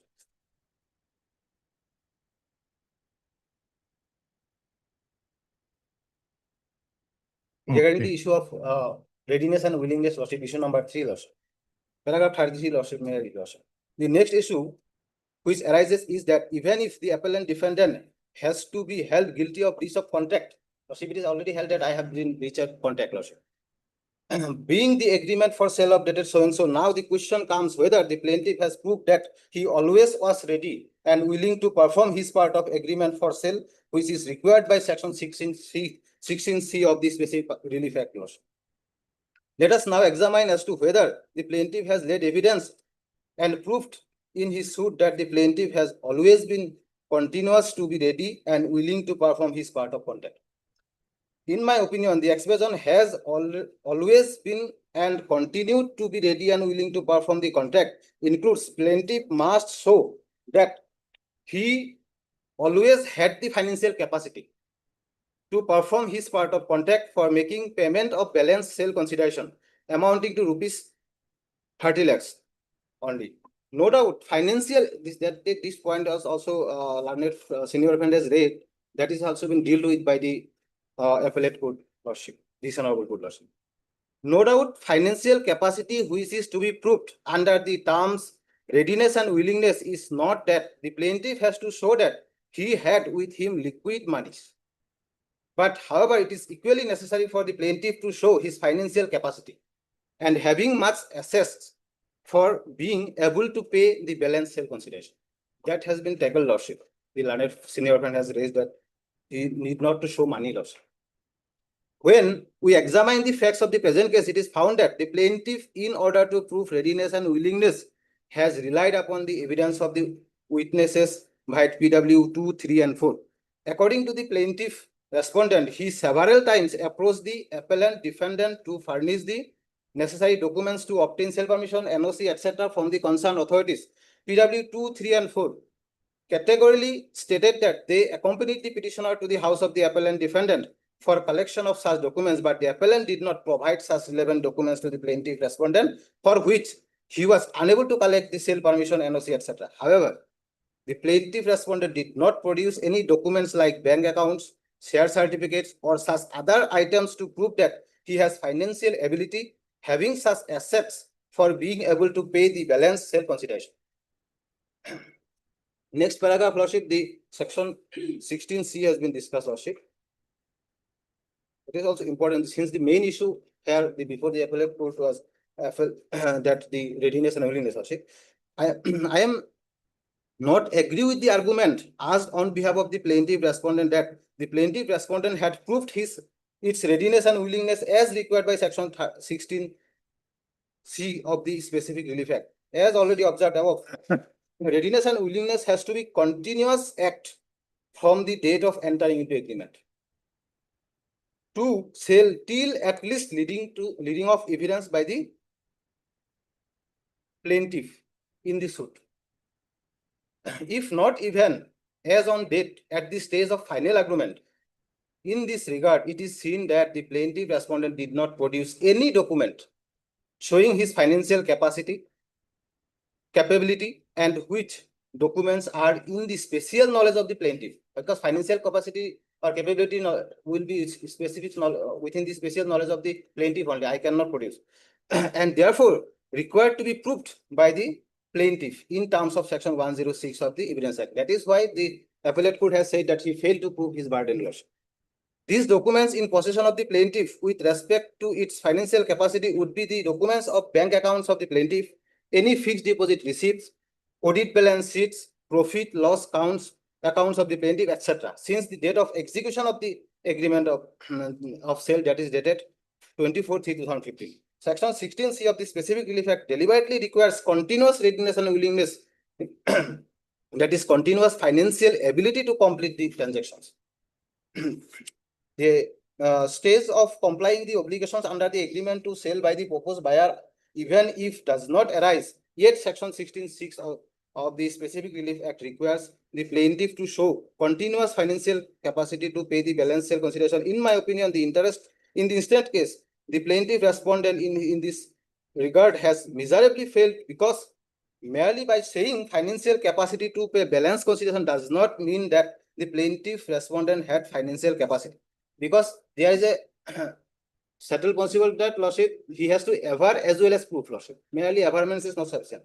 As already stated above, the plaintiff respondent did not produce any document regarding his financial capacity, like bank accounts or case certificates, etc. And therefore, against the plaintiff and respondent, the adverse inference can be drawn under section 114, Lordship, of the Evidence Act, and that the plaintiff respondent deliberately had not filed such documents. In such, it is therefore held that the plaintiff respondent has failed to comply with sections 16C of the Specific Relief Act. Thereafter, Lordship, the Baldev judgment, that is the Bombay High Court judgment, has been relied by the appellate court, Lordship, and where section regarding section 16(6) compliance, Lordship, and had stated that, Lordship, the I don't want to read the entire portion, Lordship. One in the middle, it is said that in a suit for a specific performance, even there is no defense of the defendant, yet the aspect of the readiness and willingness has to be specifically proved by the plaintiff. And regarding, Lordship, this issue, Lordship, I want to place, Lordship, one judgment, Lordship, recent judgment, Lordship, where it exactly this appellate court has, Lordship, held, Lordship, in 2025 judgment, Lordship, one, Lordship. No, it not.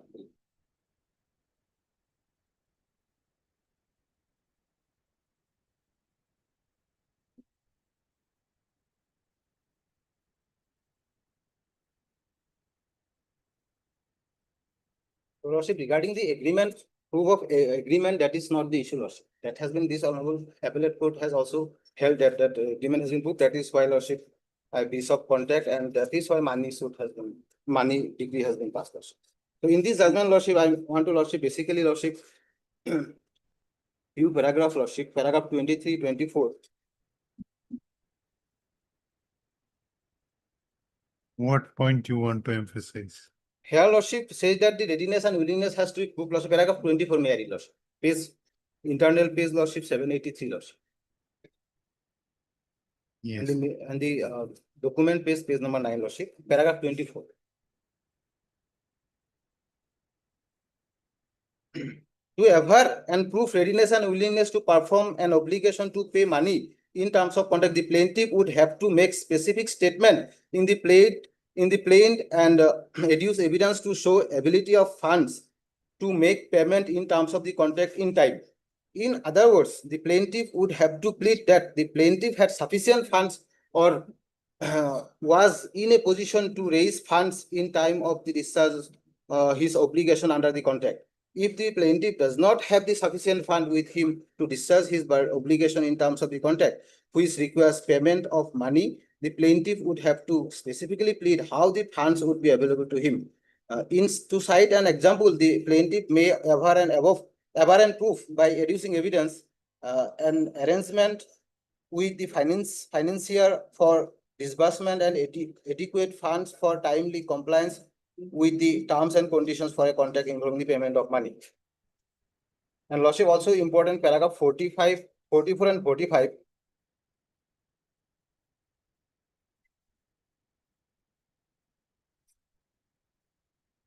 Now, Lordship, I don't want to read all the Lordship. On paragraph 45, Lordship, I finally want to read of this paragraph 45, Lordship, last page, Lordship. Paragraph 45 says, it is well settled that the relief of specific performance, the plaintiff has to prove that all along and till the final decision of the suit, he was ready and willing to perform the part of contract. And it is bounded duty of the plaintiff to prove his readiness and will by producing evidence. This crucial fact has to be determined by considering all circumstances, including the availability of funds. And mere statement of averment in the plain readiness and willingness would not suffice. And Lordship, regarding the readiness and willingness, Lordship, the plaintiff has stated two paragraphs in his plain, Lordship, as well as evidence in seat, Lordship. And that paragraph is paragraph 11 and 12, Lordship. What is their averments? But averment is only averment will not be, Lordship, suffice because it has to be proved also. However, Lordship, what the plaintiffs has stated in their plain, Lordship, I am referring, Lordship, at page 38 of the review petition, Lordship. Page 38 of the review petition, Lordship, paragraph 11 and 12 of the plain.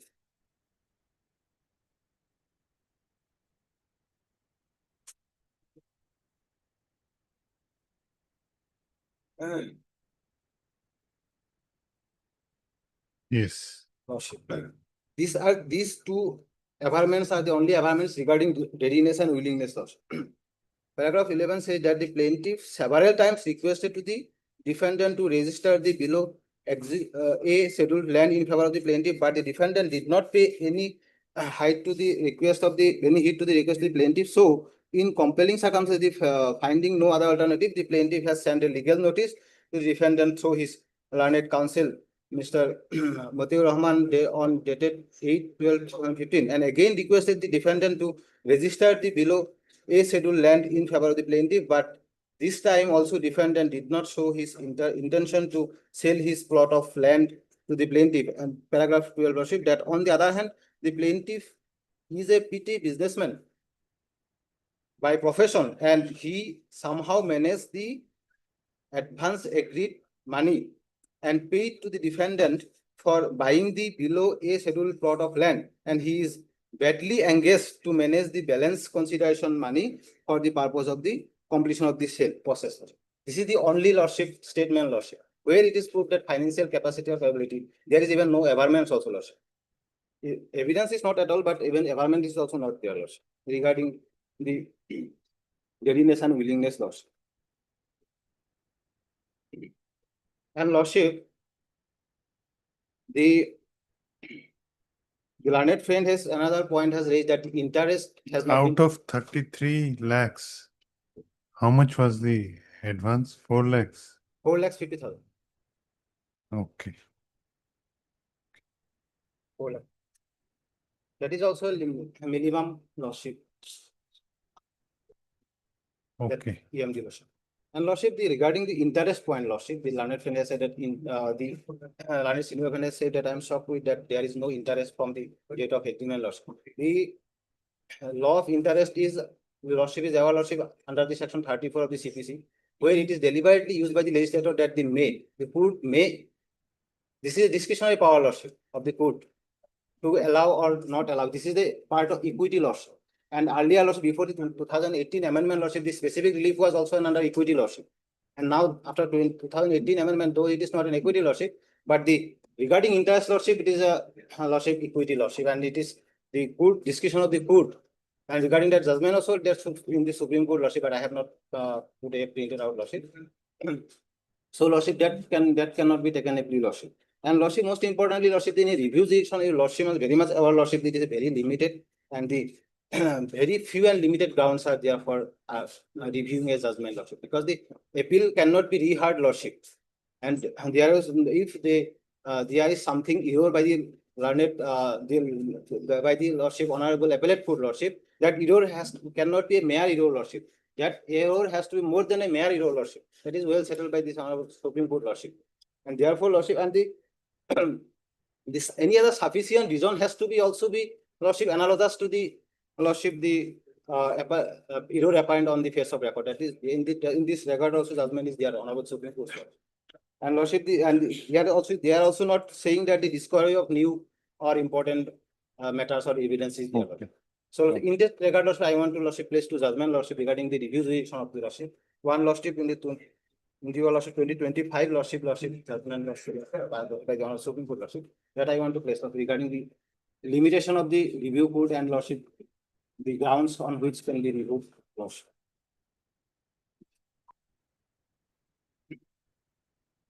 It is 2025 SCC online, SC 1927 lordship. Paragraph lordship 15 lordship. 15, 15.1, 15.2, 15.3, 4, 5.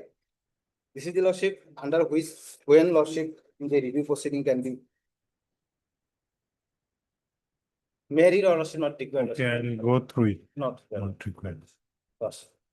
Heard Mr. M.U. And lordship, paragraph 17 also I want to realize. Paragraph 17 lordship. Paragraph 17, 1, 2, 3. 17, 17, 1 and 2, 3. And 15, 15, 1 to 3 lordship. Please.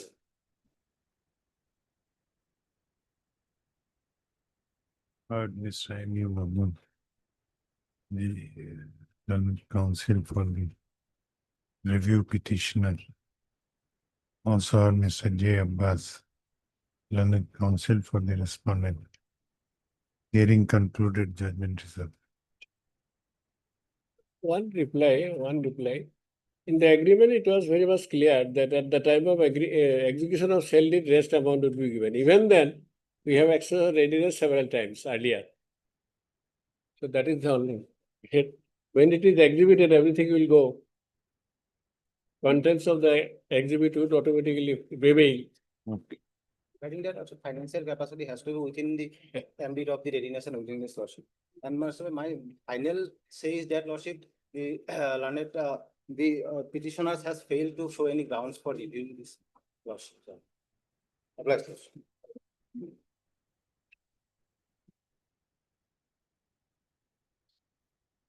Item 44.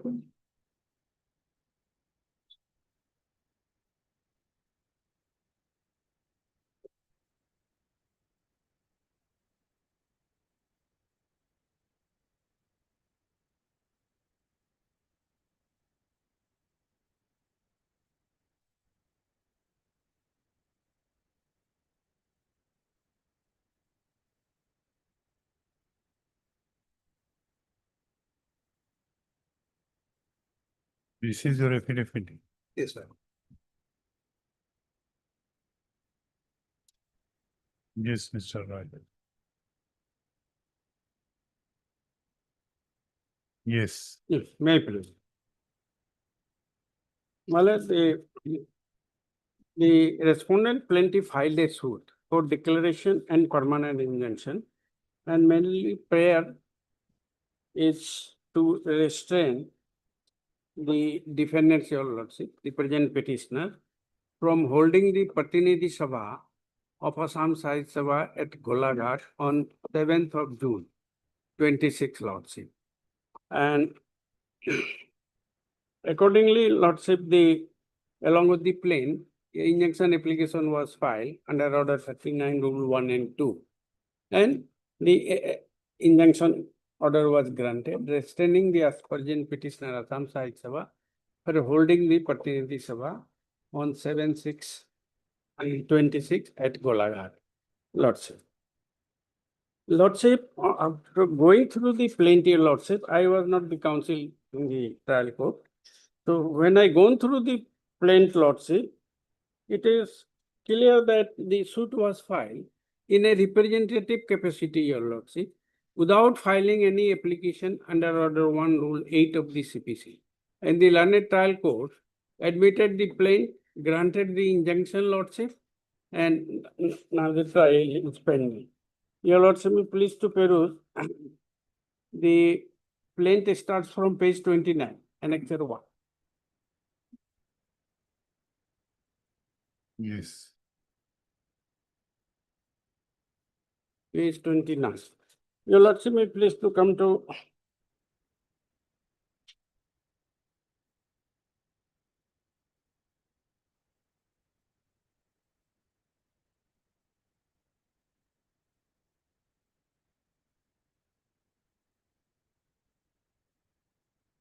page, lordship, 13.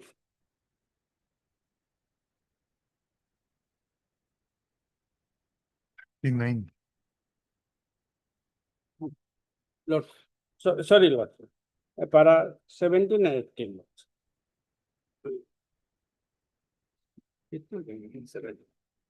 It's 40, 17, 39. Yes, Page 39, lordship, para 17, at the bottom, lordship, last two lines. However, notwithstanding that later the president and the secretary of Assam Sahit Sabha have illegally persisted in their attempt to amend the constitution with ulterior motive, which is deeply unfortunate for the people of Assam and the members of the Assam Sahit Sabha. This shows, lordship, that the suit was in a representative capacity. Then, your lordship, may be pleased to come to para 18 at the bottom, lordship. Page 40, lordship, para 18 at the bottom, last.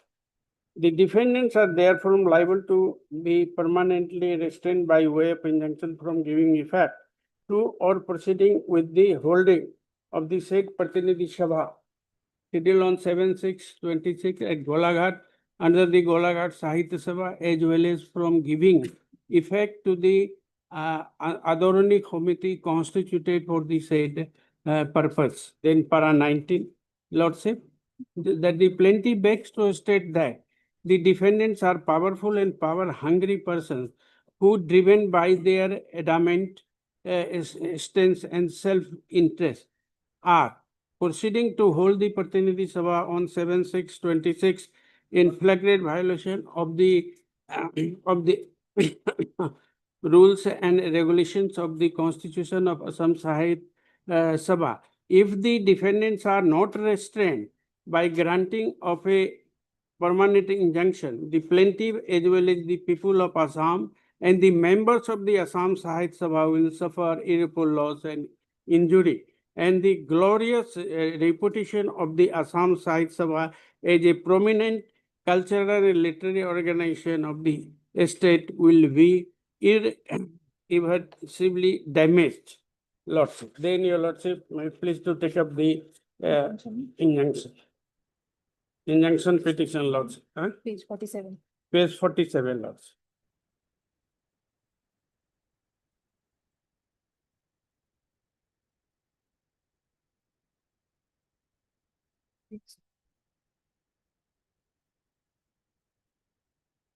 Page 47, relevant paragraph of 56. Lordship, may please, this is the part of the injunction application. Lordship, may please to come to page 56. 55. Same चीज़ है, which is plain में जो बोला, एकदम exactly same thing. It's no नया. 56. Page, lordship, 56, para 27. That the petitioner stated that the Assam Sahit Sabha is more than 109 years old, a reputed and glorious literary and cultural organization of Assam. This is the only and biggest platform for the Assamese people in the state. And if the opposite parties are allowed to do such type of illegal and unlawful activity, then the glorious reputation of the organization will be lost. And if they are not restrained from doing such type of Act, then the petitioner as well as the people of Assam and the members of the Assam Sahit Sabha will suffer irreparable loss and injury. In this regard, if the addendum injunction restraining the opposite party from holding the Pratinidhi Sabha there and here, the Pratinidhi Sabha means the so-called incomplete Pratinidhi Sabha of the Pancharatna Gauhati Adhivation on 7/6/26 at Golabhat is not granted in favor of the petitioner, then the petitioner along with the people of Assam and the members of the Assam Sahit Sabha will suffer irreparable loss and injury which cannot be measured in terms of the money. Then para 28 Lordship. That the petitioner begs to state that the opposite party party decision to hold the meeting in most unlawful and illegal by this type of attitude and wrong decision an organization like Assam Sahit Sabha will be destroyed. If the opposite parties are not restrained by granting the addendum injunction, then the opposite party will continue to do such illegal and unlawful activities which will irreparably damage the glorious reputation of the Assam Sahit Sabha and will destroy the organization. Lordship, so these paras which I have placed before your Lordship, clearly, Lordship, it provides that the suit is filed in a representative capacity, Lordship, but the no application was filed by the respondent plaintiff as required under Order 1, Rule 8 of the CPC, Lordship, and even the learned trial court did not care to see that whether the suit is in a representative capacity or not, and admitted the plaint, Lordship. Your Lordship, may please to come to page 46 and Annexure 2. Page 46 and Annexure 2.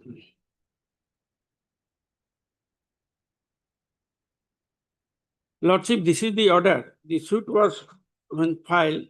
The learned trial court passed an order on 25th of May 2026. Case record is received on transfer for disposal. Peruse the plaint along with the accompanying documents. Plaint is filed in duplicate along with adequate court fee. This is a suit for declaration and permanent injunction. Plaint is admitted. Petition filed by the plaintiff under Order 39, Rule 1 and 2, reduced Section 151 of the CPC is registered with the case number so and so. Issue summons to the defendants fixing 5/6/2026 for SRNWS. This is the order, Lordship.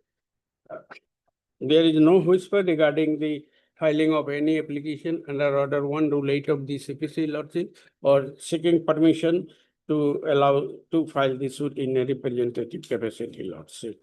So my one point is this, Lordship, first part, that when the application under Order 1, Rule 8 was not filed, Lordship, and also the court did not care to see whether before issuing the summons, whether the suit is in a personal capacity or in a representative capacity, to issue the summons to the defendant, Lordship. As per the provisions of Order 1, Rule 8, Lordship, if a suit is in the representative capacity, the learned trial court has no power or jurisdiction to issue any summons to the defendants until and unless the leave is required. Order 1, Rule 8 is granted by the trial court, Lordship. So the suit You also filed an application for rejection of the plaint. Lordship. Have you filed an application for rejection of the plaint? It was filed. Where is the order? Yes, that my petition was rejected. Yes, where is that order? What was the reasoning? 182 page. 180? 82, 182.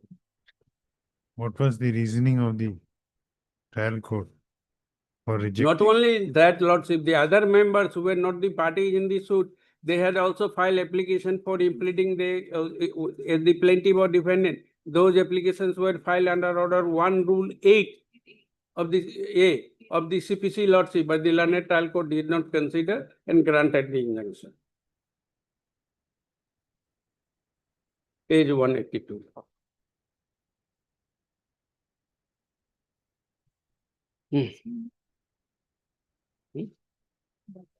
This petition number 3372/26 was filed by you.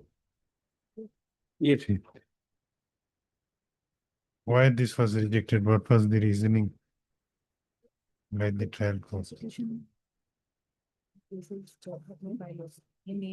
Because your lordship, the constitution of Assam Sai Sabha provide that if any person wants to file any suit, that should be filed at the Jorhat, because the head office of the Assam Sai Sabha is at Jorhat, lords. So that's why jurisdiction point matter was also raised, lords. No, on what ground you filed Order 7 Rule 11 application? On that ground, jurisdiction. That it should have been filed in Jorhat. Yes. Okay.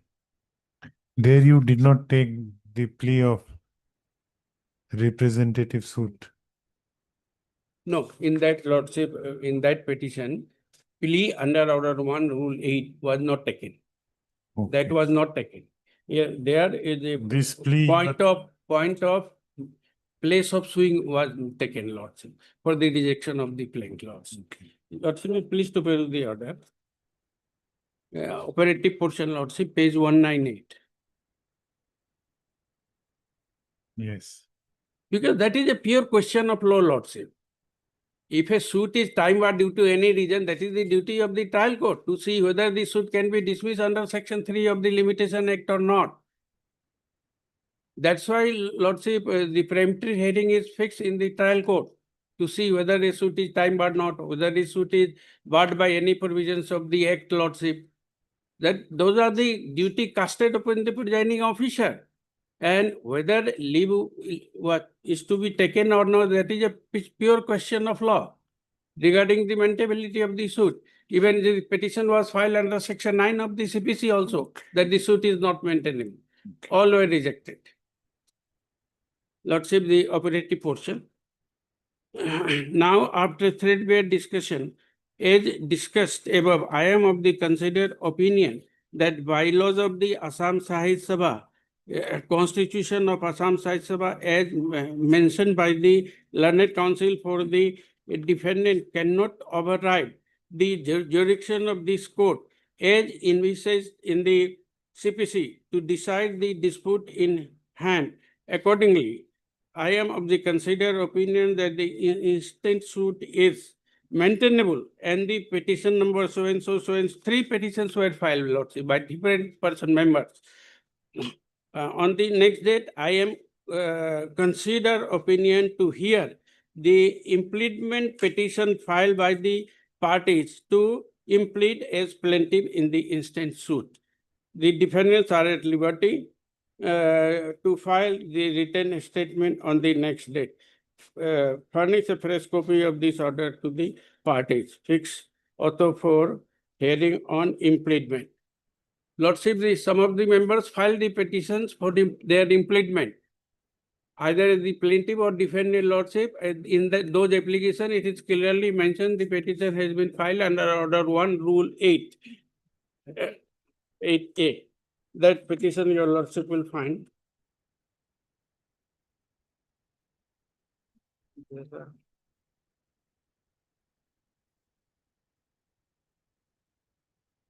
Lordship,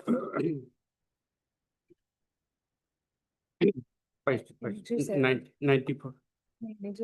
No, it was 6, Rule 6. 8, yeah. From annexure, lordship, page 94, lordship.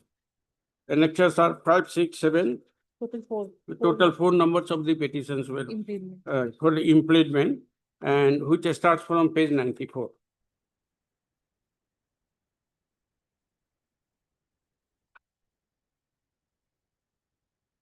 Petitions are still pending for dispute.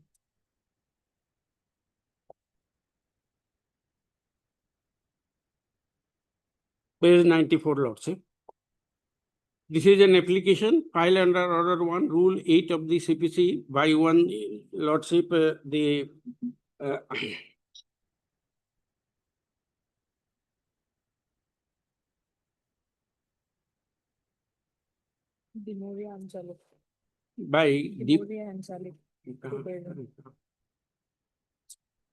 by Demoria Angelic,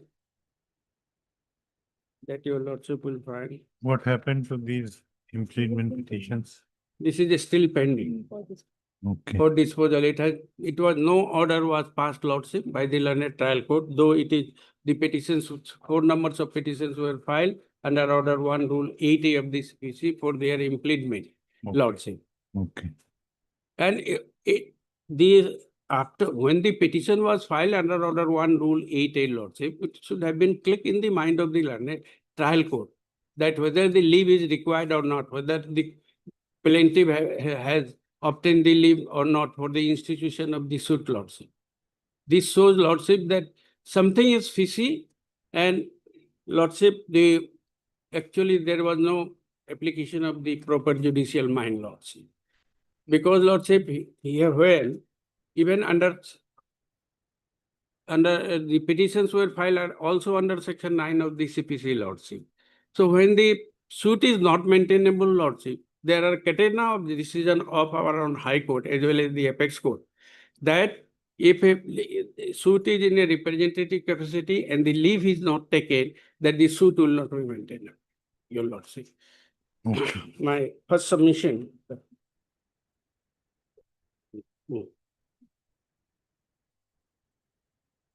Sunda बोल के एक खेती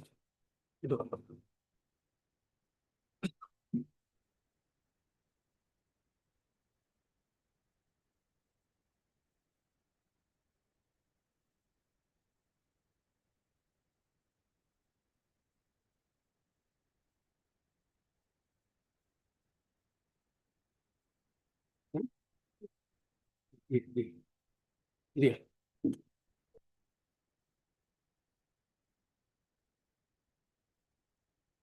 I am placing before your Lordship a Supreme Court decision 1999 9 SCC 105, Lordship. And in this case, Lordship, a writ petition was filed, and it was found by the court that it is in a representative capacity. So no leave was taken as required under Order 1, Rule 8, Lordship. Then the Honorable Supreme Court dismissed, holding that it is not maintainable. Though even though, your Lordship, CPC does not apply in case of writ petition, only the spirit applies, Lordship. Even then, your Lordship, here first page, last para, Lordship. Head note. Lordship, please to come to second page, para 1. On the back side, para 1. Lordship, got it? Yes. This is a writ petition of 1988. In para 1 thereof, it is averred that it is filed by the individual petitioner in a representative capacity. It is not disputed that no application for leave under Order 1, Rule 8 of the CPC was made, no leave was obtained, and no publication in this behalf was effected. Learned counsel for the respondents, therefore, submits that the petition in a representative capacity is not maintainable. Learned counsel for the petitioners submit that the original petitioner has been substituted by another petitioner pursuant to the order of this court, and that the petition has been admitted, and that therefore it must be proceeded with as being a petition in a representative capacity. Para 2, it is for the petitioner to make an application under Order 1, Rule 8. It is not for the court to see at the time of admitting the petition whether it is in a representative capacity or otherwise. Therefore, this writ petition in a representative capacity is not maintainable. It can be proceeded with insofar as the individual substituted petitioner is concerned. Learned counsel for the petitioner submitted that it cannot be proceeded with in an individual capacity and that in the circumstances, it should be adjourned to enable the petitioner to take steps under Order 1, Rule 8, Para 4. This is a petition of 1988, and the application under Order 1, Rule 8 should have been made immediately after it was filed. The application is refused. The writ petition is dismissed. What is a suit in a representative capacity? Pardon? What is a suit in a Suit is for the declaration, permanent injunction. No, my Holding- query is, what is a suit in a representative capacity? How will you distinguish it with other suits? Lordship, its character can be determined, Lordship, or conclusion can be reached by seeing the averments only in the plaint. Just like in the jurisdiction of plaint, Lordship, only the averments are made in the plaint are seen, not the WH or any other documents, Lordship. So here, Lordship, I have placed before your Lordship the averments made in the plaint, usually the averment made in the injunction petition, where all the people of Assam has been involved, all the members of the Sahitya Sabha are involved, Lordship, that the entire Assamese community will suffer. All these allegations are, averments are there. So this shows that it is a suit in a representative capacity, Lordship. And your Lordship on judgment is on this point is of 2026, Lordship, which was delivered by your Lordship in June 26, where your Lordship, while deciding a RSA, hold that if the order leave was not taken under Order 1, Rule 8, which is mandatory, as such the suit will not be maintainable.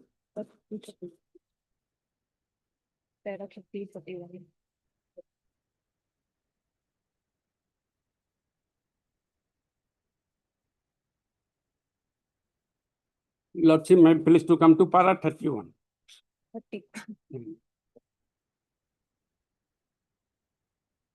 Sorry, Para 30, Lordship, 30 and 31. This is your Lordship judgment. And Abdul Qadir Muhammad Hilal versus late Keramat Ali.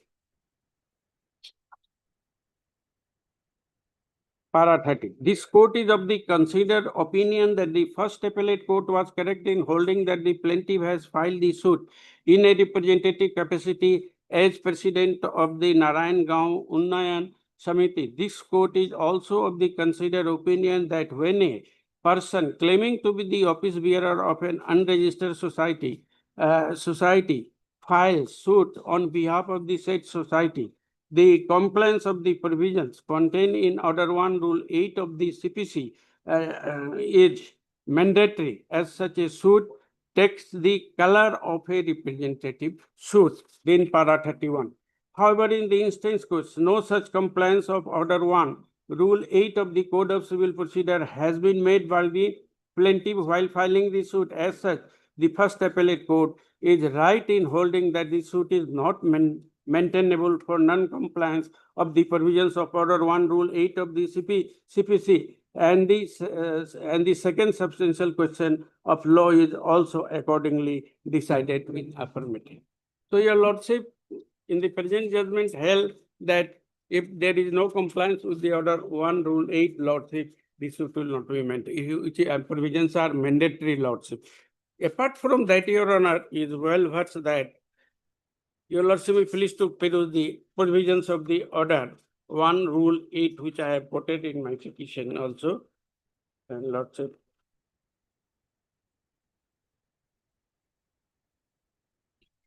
Lordship will please to come to page 17 of my petition.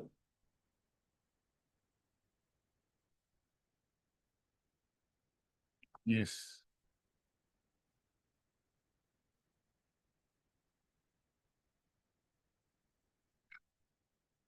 Yes. Page 17 actually. One person may sue or defend on behalf of all in same interest.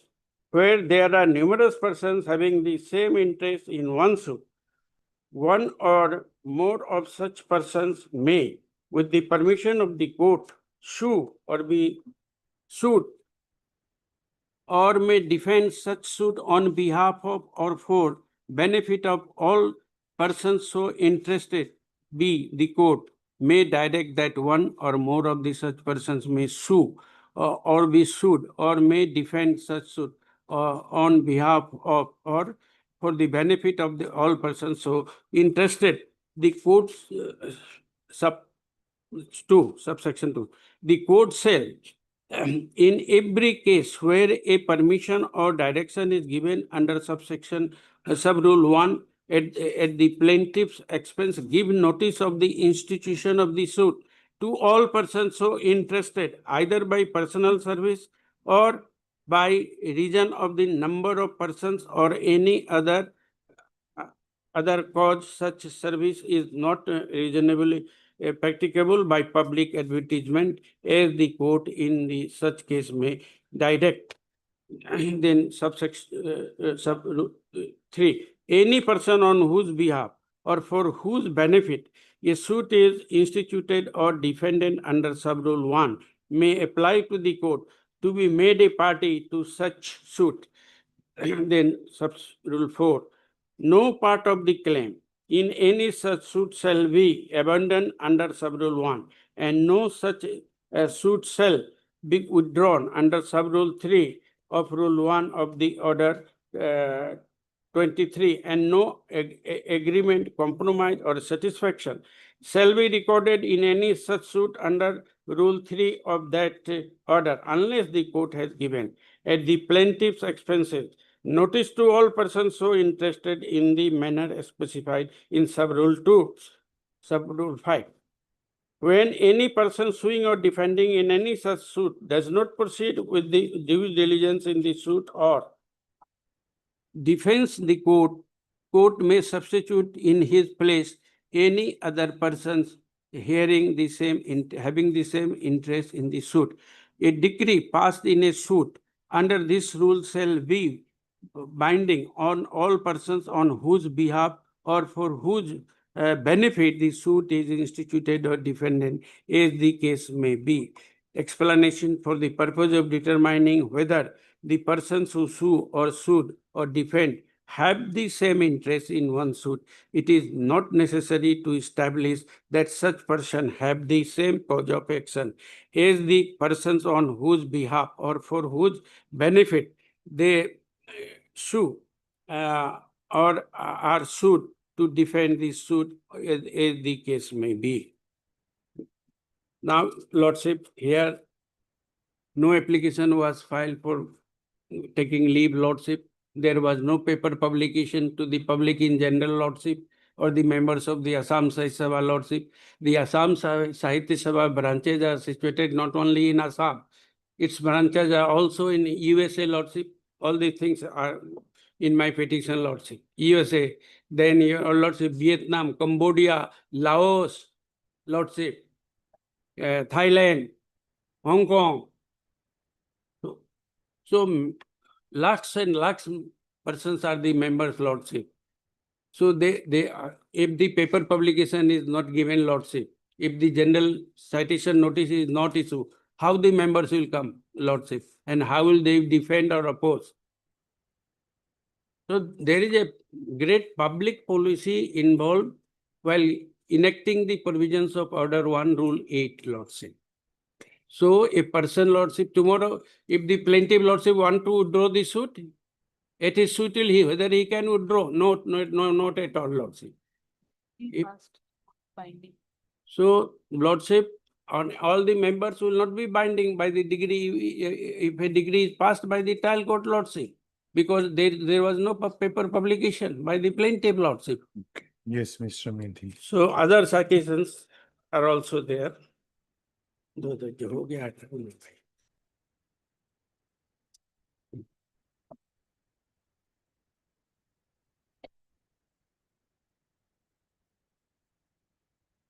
And Lordship, here I have filed the petition under 227. Your Lordship is well versed that the powers under Article 227 is much larger than the powers contained in the section Article 226, Lordship.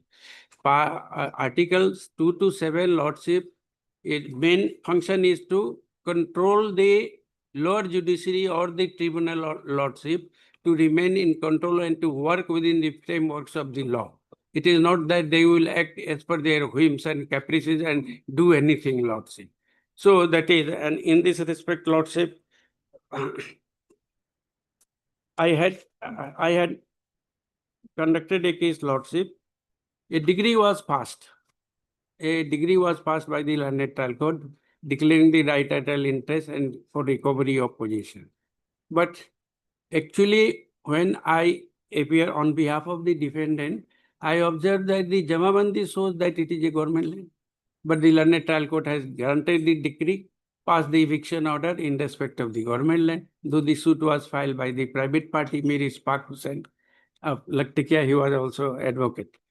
And then I directly filed a 227 petition before this honorable court, and that was quashed.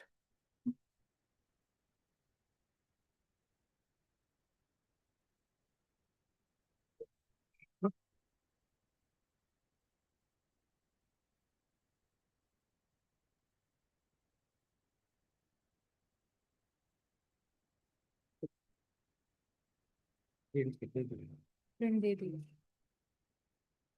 एक second, खरगेश्वर वाले कर रहे हैं। यही तो है। बारह।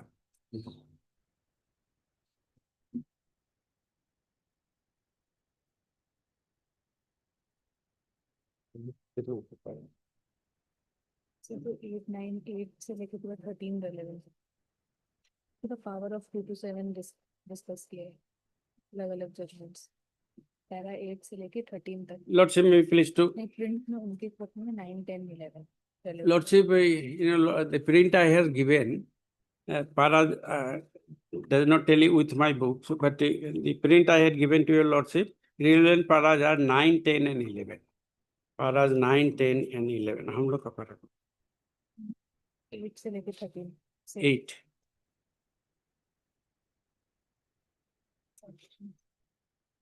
First 2 to 7। Para 8, lordship, I have heard so and so the learned counsel petitioner SLE, learned counsel for the opposite party, Mr. SLE, learned counsel vehemently submits that this application under Article 227 is frivolous one, and this court should not entertain this application regarding this preliminary objection. He places the reliances on 3 decisions. Then the decisions are cited. Ultimately, this court, lordship, held that no, 227 is maintainable when the court has acted beyond its jurisdiction.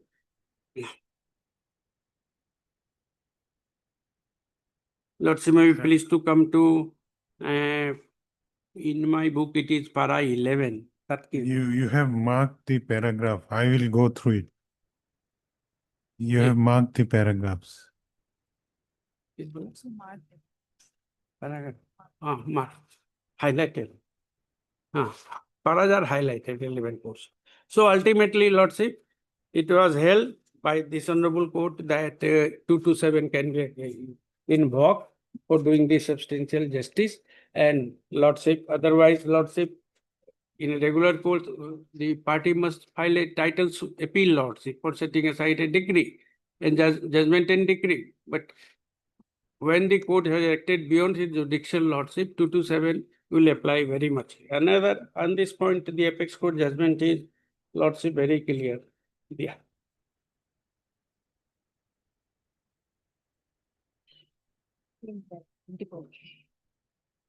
किताब निशा 20 same paragraph। lordship, para 24.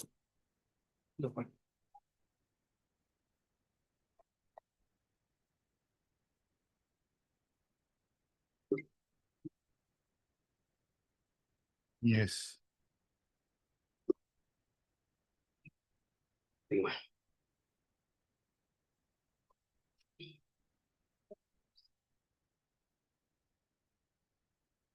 Para 24, lordship. Line, lordship, 1, 2, 3, 4, 5, 6, 7. Line 6 from the bottom. It starts out from though the power is a king. Lordship, got it? Yes.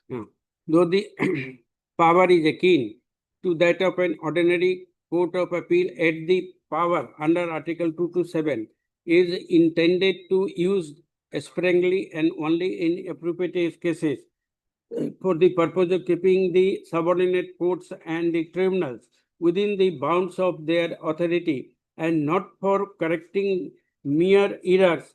The power may be exercised in cases occasioning grave injustice or failure of justice, such as the court or the tribunal has assumed a jurisdiction which does not have, to fail to exercise a jurisdiction which it does not have, and such failure occasioning a failure of justice. And the three jurisdiction, such failure, though available, is being exercised in a manner which tantamounts to overstepping the limits of the jurisdiction.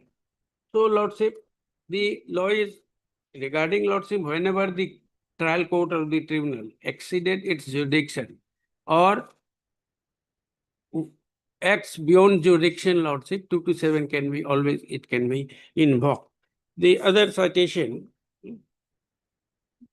so Lordship, my humble submission is this: as the leave was not taken, the suit is not maintainable, Lordship, at all, and whatever orders which were passed by the learned trial court is nothing but a nullity in the eye of law and without jurisdiction, Lordship. Yes, Mr. Mehdi. May I please? Lordship, my humble submission for this court, my lord. The first of all, my lord, this read, CRP is not maintainable. I will go. In page number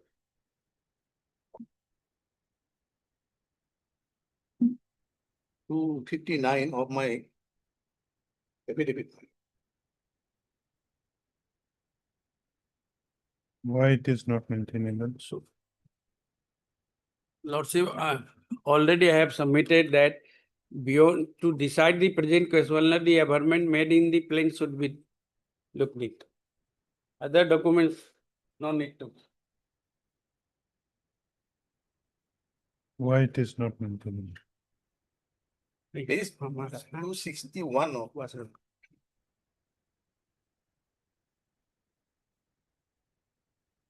my affidavit, my lord. Yes. Lordship, that the deponent, respondent, plaintiff beg to state that the petitioner filed by the petition defendant is not maintainable at the present form.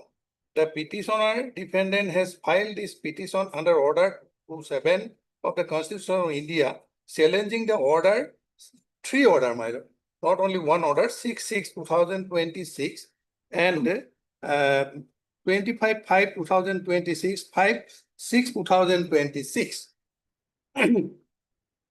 And 6/6/2026 passed in learned court below in Miss J case number so and so, granting the injunction in favor of the deponent, respondent, plaintiff, petitioner. The petitioner defendant cannot file the writ petition under Order 227 of the Constitution of India because there is alternative remedy available, such as Section 104(1)(1) read with order. No, this is not a writ petition. The petitioner is invoking supervisory power. Yes, I know it. That is the. There basically is that your suit is barred by Order 1, Rule 8, Sub-Rule 2, as it is a representative suit. No, what is your reply to that? I know I will going there. At first, my submission is that CPC is CRPC is not maintainable in this sense. I am relying some decision. Apex court decision is there. Yes. The last, my lord,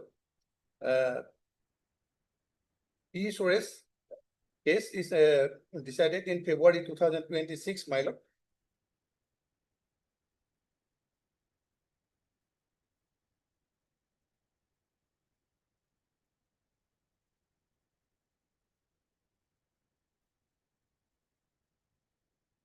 In para number 7, page 8, my lord. when the power under Article 227 of the Constitution are supervisor nature and when he aforesaid settle this term of law is that the High Court does not act as a court of the appeal or a court of error. It would logically follow that the power under Article 227 would not be exercised when the non-exercise of such power does not result into miscarriage of the justice or deprive to remedy in law to a party. And now the para 7.4, my lord, bottom. As stated above, embargo in this regard would have to be constituted as near to tell when provision is available in CPC. It is held, therefore, that once the specific provision under Order 7, Rule 11 of the CPC is available, the High Court cannot exercise power of the Article 227 to reject or stick out of the plain. For such relief, the specific provision under Order 7, Rule 11 CPC will have to be restored to on the ground mentioned in the said provision. And now, para number 9. From the aforesaid decision, it would logically follow that the High Court would not only discourage but restrict from exercising the jurisdiction under Article 227 of the Constitution in respect of a challenge for which is separate, distinct, and specific remedy or statutory provision in available under the statute concerned, availability of a alternative civil remedy and or under the CPC shall be treated as complete and near to total bar of the High Court to venture to invoke and exercise its power available under Article 227 of the Constitution, except where exercise of the supervisory jurisdiction becomes absolute necessary. Next, para number 10. For all the aforesaid reason and decision, this court is of the view that the High Court committed a manifest error in exercising the power of under Article 227 of the Constitution to strike down the plain. If it ought to have asked the defendant to take the recourse to the accordance with law, then the specific provision available in the Code of the Civil Procedure of 1908 in the nature of the Order 7, Rule 11, the impugned judgment and order of the High Court, therefore, deserve to be set aside.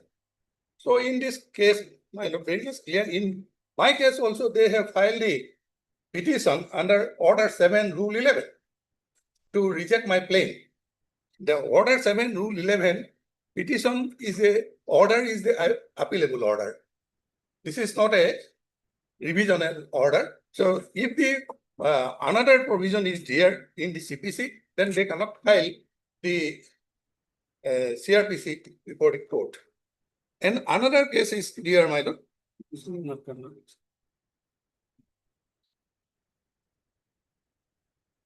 And Karnataka High Court is there, my lord. Another decision is there, and that I refer this.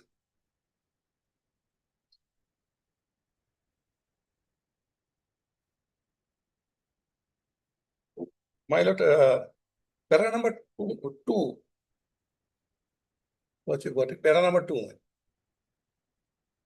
Yes. This court, after examining the matter in details, number so and so, give a finding that the petitioner seeking for a direction to the principal civil judge and JMFC Dewan Hali to consider IA number 1 filed by the petitioner under Order 39, Rule 1 and 2 CPC in so and so number, and that such an order is an applicable order under Order 43, Rule 1R CPC. It is appropriate to set out the order passed on 29/1/2026 as below.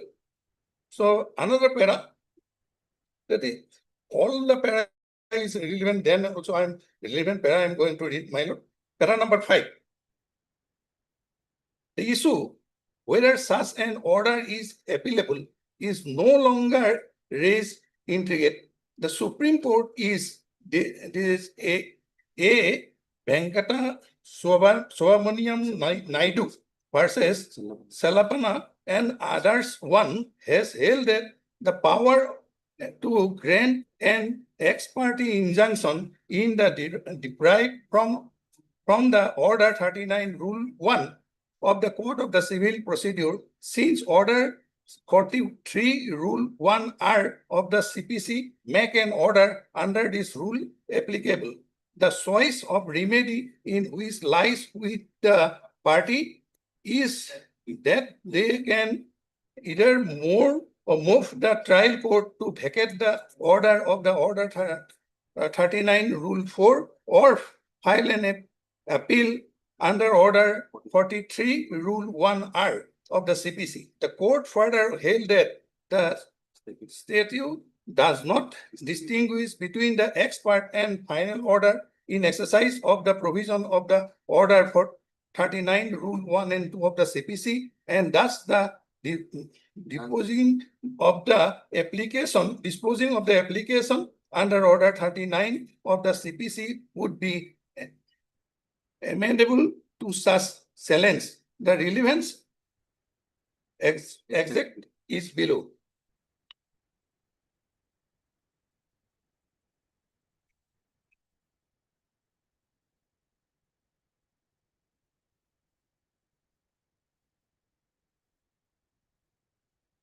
And next, my lord, para number 12 and 39.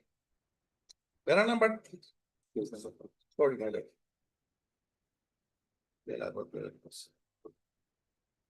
Para number 6, my lord. A similar view has been taken by the Supreme Court in the case of the so and so and so and so. Order 3, which has specifically stated that where the petition under 9C The Article 227. of the Constitution of India. Lordship, got it. Yes. Constitution of India was filed challenging such a order held that the petition is not maintainable. The relevancy exact of the Hindu Nagragal drama Paribala size case is below. So one case is referred. That case already I have referred in my affidavit also. Now, my lord, para number 12. But court should always bear in mind a distinction between the case where such alternative remedy is available before the civil court in terms of the provision of the Code of the Civil Procedure, and case where such alternative remedy is available under the specific enactment and or statutory rules, and the fora provision therein happen to wise judiciary authorities and tribunals. In respect of the case filing under the first category, which may involve suit and other proceeding before civil court, the available of the appellant remedy in terms of the provision of CPC may have to be constituted as a near total bar. Otherwise, there is a danger that someone may challenge in a revision under Article 227, even a decree passed in the suit on the same ground on which the respondent number 1 and 2 invoke the jurisdiction of the High Court. This is why a 3-member bench of this court, while overruling the decision in Suryadev Rai versus Ramchand Rai, so and so, on the order of the civil court stand of different footing from the order of the authorities or tribunal or court, other than judicial and civil court. Next, my lord, para number 13. Therefore, wherever the proceeding are under the code of the civil procedure and the must is their civil court, the available of the remedy under CPC will deter the High Court not merely as measure of self-imposed restriction, but as matter of the discipline and procedure from the exercising the power of the superintendency under the Constitution. Hence, the High Court ought not to have entertained the revision petition under Article 227, specifically in the case where a specific remedy of the appeal is provided under the Code of the Civil Procedure. So, in this case also, Order 13 and Rule 1 and 2 order was passed, and that order they have a provision for appeal. They are not going to appeal. If the civil in CRPC said provision to file the appeal, they can't file the revision petition. So, all this ground, I realize that this revision petition is not maintainable. So now I am coming to the Order 1 Rule 8. That is a new plea they have taken in their revision petition. My lord, they have filed the objection in the court below with a plea, the order not maintainable my claim. They have filed the petition under Order 7, Rule 11, my lord. And this petition already disposed of by the Honorable Court by passing the order in the final order they have passed.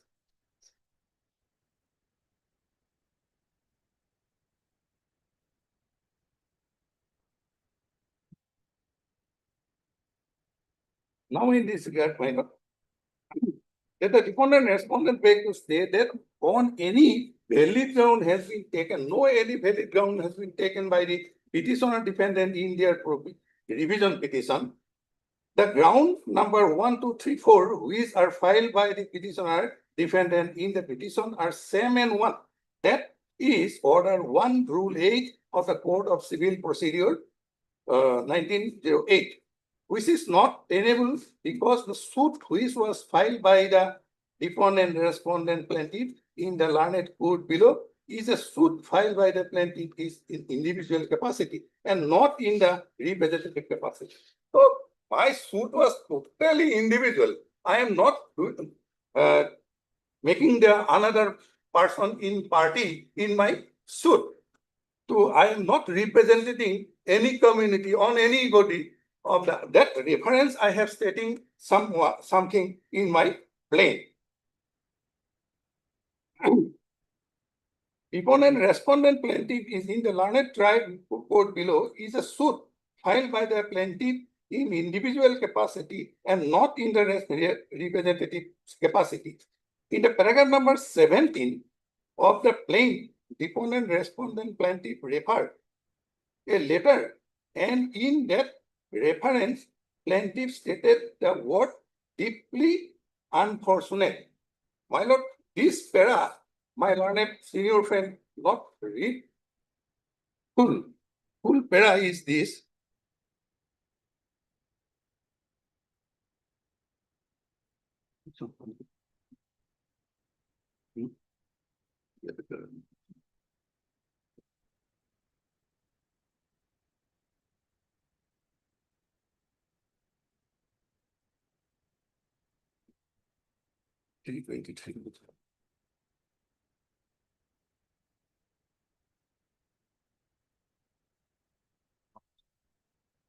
My lord, page number 323 of my affidavit, my lord. Annexer 1, Annexer I, my lord.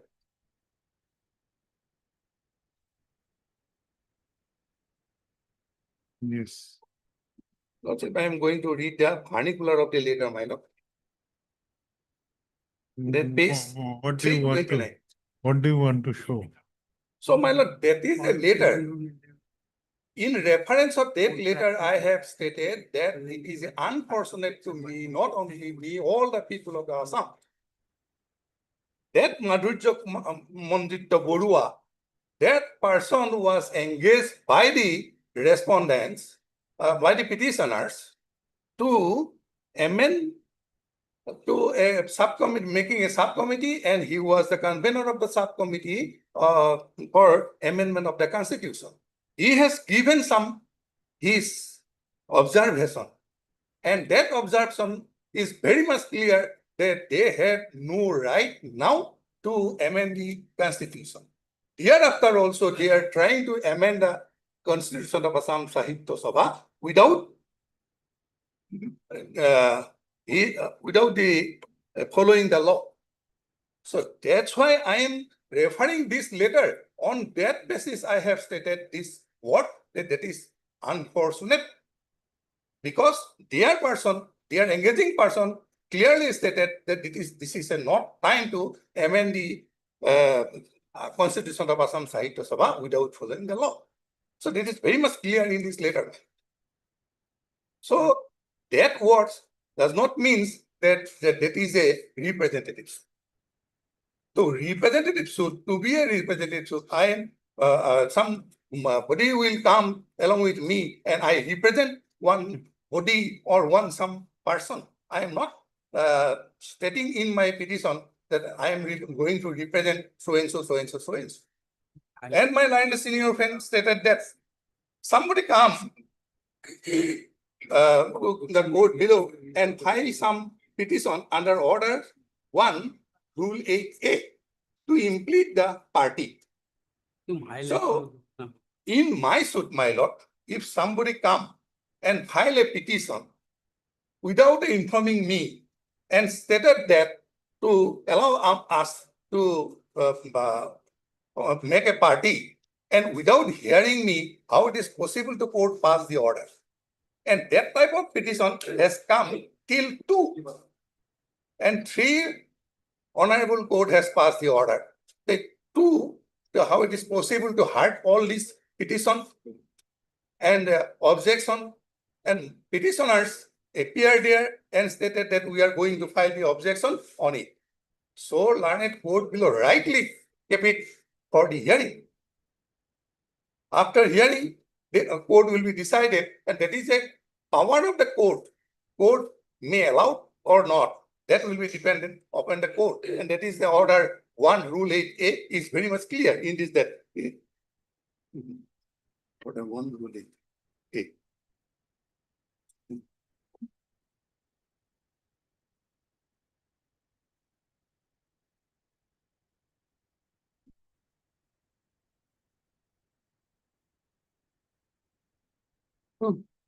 My lord, order 1, rule 8A. Power of the court to permit a person or body of person to present opinion or to take the part in the proceeding.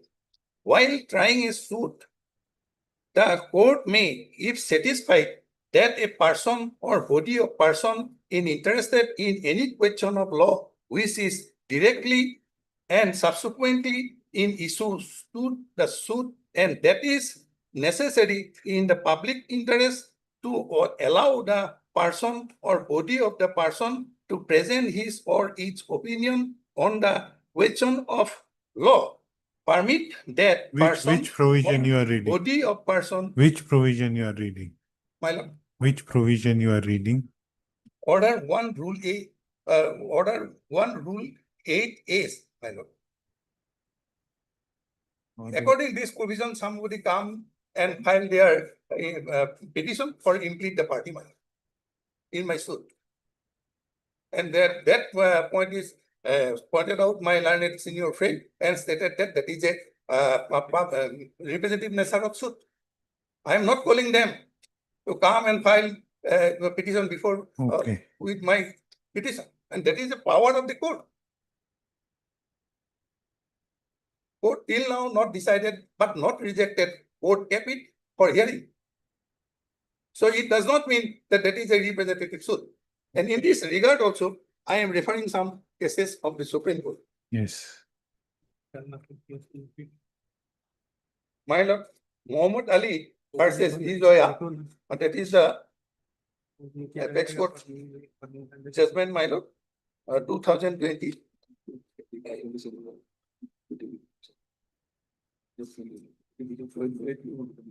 My lord, another 220 judgment is there of the apex court judgment. I forget, and I refer this judgment also.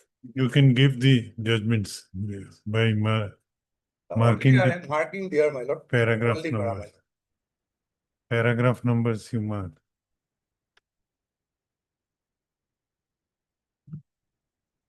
And 220 judgment, another 220 judgment is there, my lord.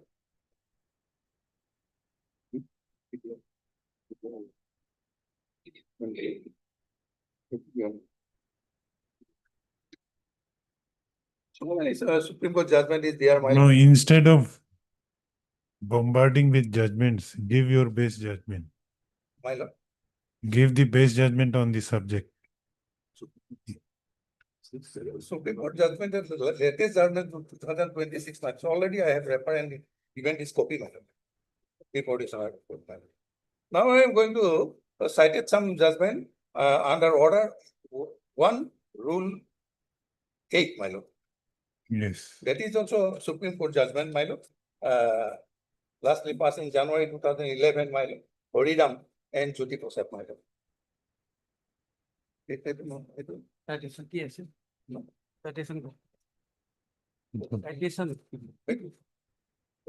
Order 1, rule 8. Judgment reference. Reference to Citation. Horidam versus কোন সালের judgment? 2011. 2011 বলুন। So it's here.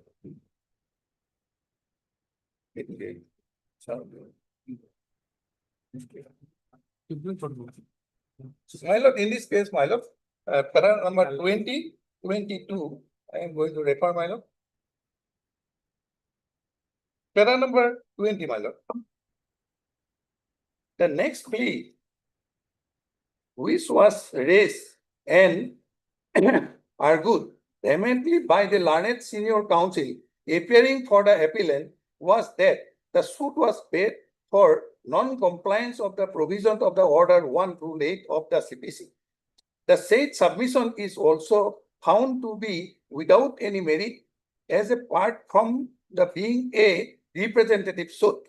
The suit was filed by the aggrieved person whose right to sue before public state of the 10 feet wide was prejudicially affected, since affected person himself has filed a suit. Therefore, the suit cannot be dismissed on the ground of the alleged non-compliance of the provisions of the Order 1 Rule 8 of CPC. Paragraph number 22. In paragraph number 14 of the said judgment, it was also held that any member of the community and the successfully bring a suit to assert this right to community property or for the protection such property be seeking removal of the enforcement therefrom, and that in such a suit be he need for comply with the requirement of the Order 1 Rule 8 CPC. It was further held in the said case that the suit against alleged trespasser, even if it was not a representative suit on behalf of the community, could be a suit of his category.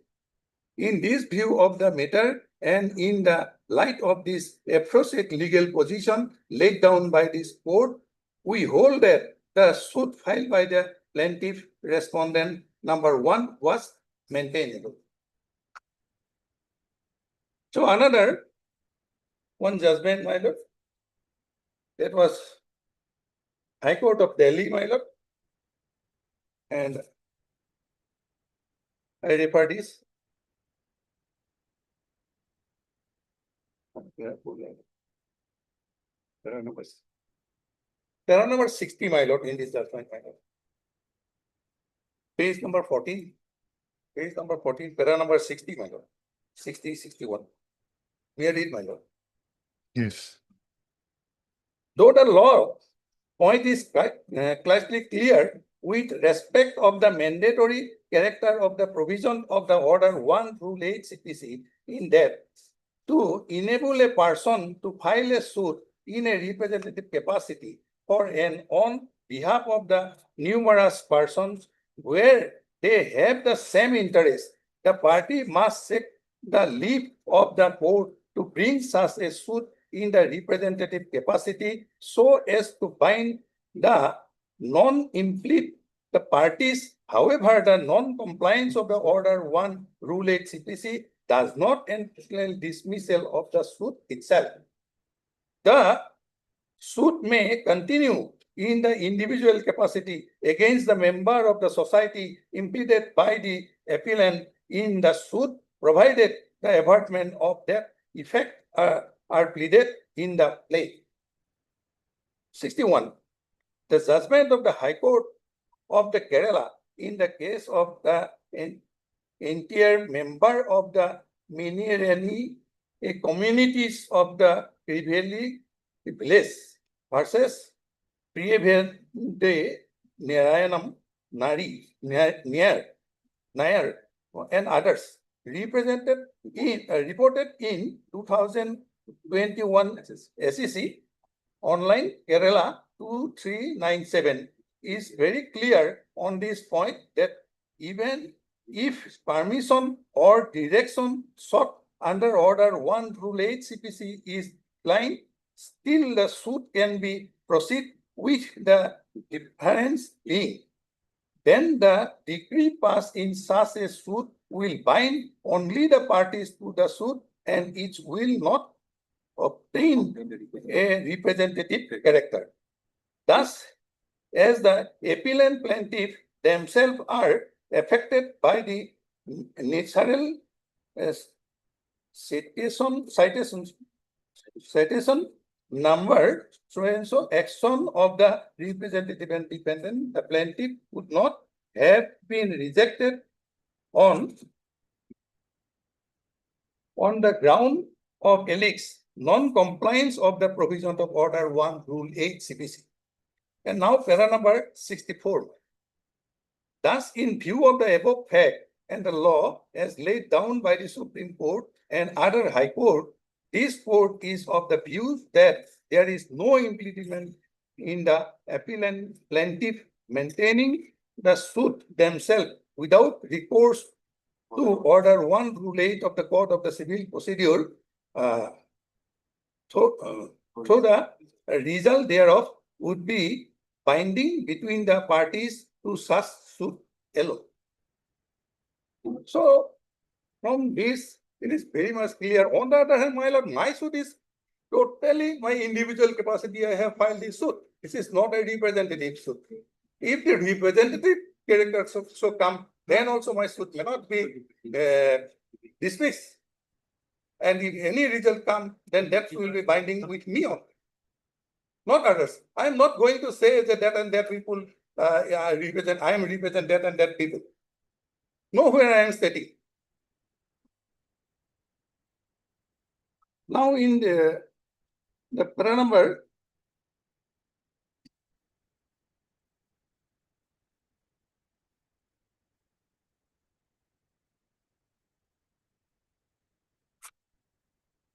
263. On the other hand, the petitioner and defendant have not taken the plea in this learned court below at the time of hearing and maintainability of the suit.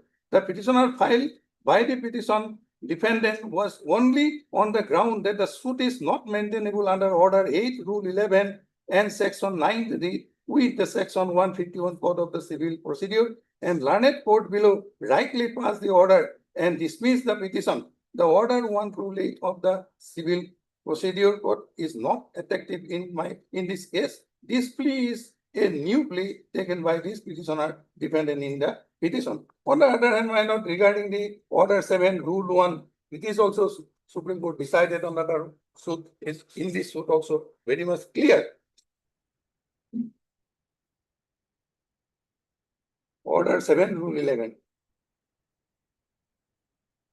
Rightly reject the pair of the petition of the petitioners. They are not pressing that. that territorial jurisdiction of the court. So that is very Due much to, clear. they are pressing mainly on order 1 rule 8. Yes, my lord, Yeah. order date already, I have submitted my lord already. Okay, Supreme Court. Yes, Mr. Rai, did you took this plea before the trial court? No, my lord, this plea was not taken by them. Did you take this plea? Regarding jurisdiction, other counsel had argued on behalf of the petitioner. Not territorial jurisdiction. Territorial jurisdiction plea has been taken. That was taken. before No, the- order 1 rule 8. Order that is- 8 petition was filed by the persons who are not party to this suit. No, not impleading petition. Your plea that this plaint should be rejected as it is barred by under order 1 rule 8 clause 2. The plea which you are taking in this court, Yes. whether did you take that plea before the trial court? No, Lord. There in the Yours- trial yours are- court, it was, one point was taken that the suit is hit by section 9 of the CPC. The other point was this, that it is not maintainable because there is a dispute of territorial jurisdiction. That was taken under order 7 rule 11, Lordship. And against those petitions, the respondent plaintiff did not file any objection. Any objection, I Lordship. have object verbally. But learned trial court, it said, Lordship. No, my query is different. Yes. My query Because, before the trial court, Lordship, the 4 numbers of persons has filed application under order 1 rule 8, Lordship, which already I have placed before your Lordship. And you also did not take the plea of this order 1 rule 8 clause. Specifically, defendant Lordship did not take. I must admit, did not take, but I have already submitted. This is a pure question of law. As per the provisions of the CPC, duty is casted upon the court, Lordship, the trial court, to Okay. see whether the suit is time barred or not, whether suit is hit by any provisions of law. These are the duty casted upon the plaintiff or by the CPC, Lordship. So, apart from that, Lordship, one thing I would like to reply. My another friend had submitted that the injunction was granted against which appeal is live. It is correct. But here my case is that the suit itself is not maintainable. So all the miscellaneous proceedings, whether injunction application or injunction order, are not maintainable, Lordship. Are not. My learned friend has submitted that I have filed the suit in my individual capacity. No. What is the injunction, Lordship? His one of the main pleas that you are raising that plea for the first time before this court. Order 1 rule 8 clause 2 plea that it is a representative suit. Question of maintainability, Lordship, on any Your ground submission is that you can be raise. at any stage. Then the matter may be remain part heard, Lordship. I will produce. No. There are many leading judgments of the apex court on this point. You That the give pure questionable law can be raised at any time. question under order 1 rule 8 also can be raised at any time. Yes, it You can be raised. give those judgments. It can be raised. Okay, heard Mr. S.P. Roy. No, Lordship, one line I may be allowed. Only one line. Lordship, my learned friend submitted that the injunction order has been passed, and that is on my individual prayer. Now, learned trial court granted restraining the defendant from holding the Pratinidhi Sabha at Golaghat on 7th of. Who will be affected person? All the members, all the well-wishers, Lordship. How it will be suffering in an individual capacity, Lordship? Okay. And Lordship, once holding a Pratinidhi Sabha, minimum expenditure is 3 crores. In this regard of 3 crores, Lordship. judgment, my lord, Supreme Court judgment is there. I am the member of this. The judgments which you are referring or which you will be giving, mark the paragraph which you are relying on. Yes, my lord, Wow. already I have marked all this. Heard Mr. S.P. Roy, the learned counsel for the petitioners. Also heard Mr. A.R. Medhi, I am the member of the Assam Sahitya Sabha, my lord. the respondent Since last 50 years. appearing in person. Hearing concluded, judgment reserved. The further proceeding of title suit number 328/2026 shall remain stayed till delivery of judgment in this revision petition. Obliged. Any more judgment you want to rely, I'll give by tomorrow or day after tomorrow, day after. by Tuesday, The Monday. by That's Tuesday. it. Because holiday, there is Mr. Mehdi, Saturday. even if you want to rely anything, you can give by Suppose, Tuesday. no, Lordship, may please consider, suppose a suit is apparently time barred. The trial court has wrongly delivered the suit is not time barred. But There's that some- plea was not taken by the defendant in the WS. Whether the suit will be amended? Absolutely not. A time barred is time barred. No, they are not at them. They have not filed the WS, my lord, till now. No, therefore I have stayed the suit till delivery of this judgment. Because they will get time. 31st is the fix for the WS and objection, my lord. Last 31st is fixed by the court below, my lord. If the stay the order, my lord. No, stay has, stay the order proceeding, has not been sorry, stayed. my Further lord, stay the proceeding has proceeding, been. my lord. Then No prejudice, no The prejudice. proceeding has been stayed only till delivery of the judgment. You have to wait few more days. Obliged.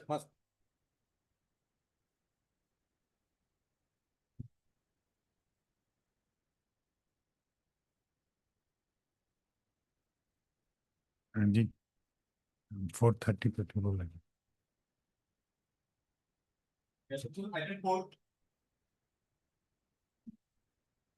Object may pass over on a matter for the next week. heard Mr. S.J. Sharma, learned counsel for the appellants, who prays for an adjournment. The prayer is allowed. Let this matter be listed in the next week on a date to be fixed by the registry. Object date may be fixed. Registry will fix the date in the next week. Obliged.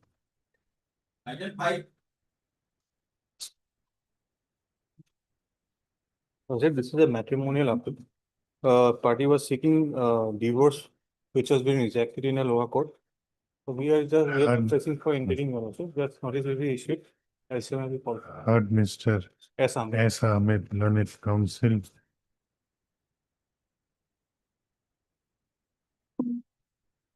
Yes, what was your submission? During the pendency of the suit, Lordship, they have the airport authority or beneficial owner, that is the airport authority of India, has filed an appeal.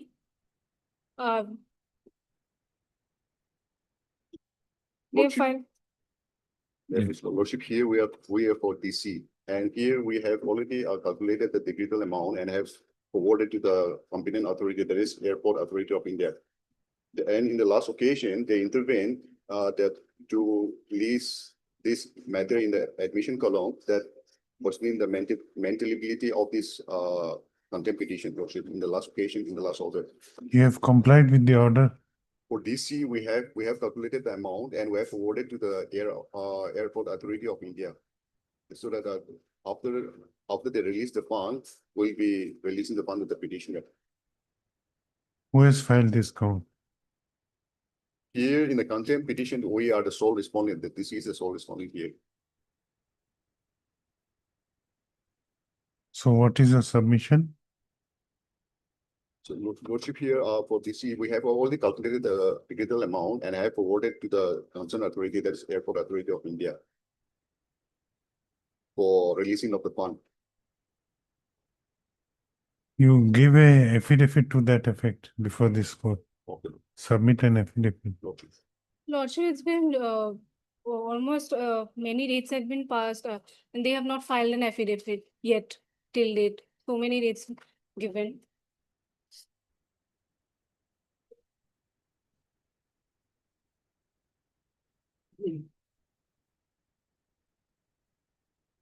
Not many dates. What is your name? L. Thakur.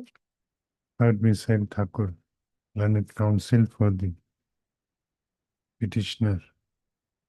Also heard Mr. What is your name? R. Sahini on behalf R. Sahini, appearing on behalf of Dina. the sole contender. Okay. who submits that in pursuant to the directions of the court, the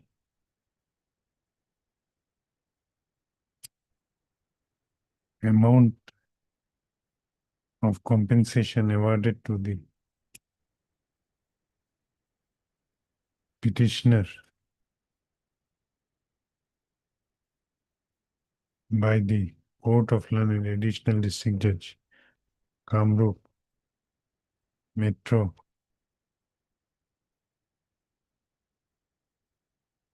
number 1, by its order dated 22/5/2025, passed in misreference case number 26/2002 to 2000, arising out of LA case number 27/1995, has already been forwarded to the Airports Authority of India.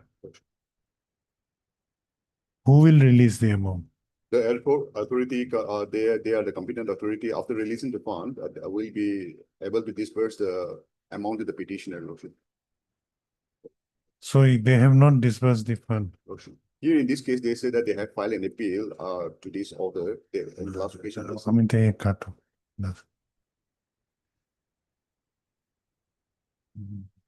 He submits that. No, now what is your submission?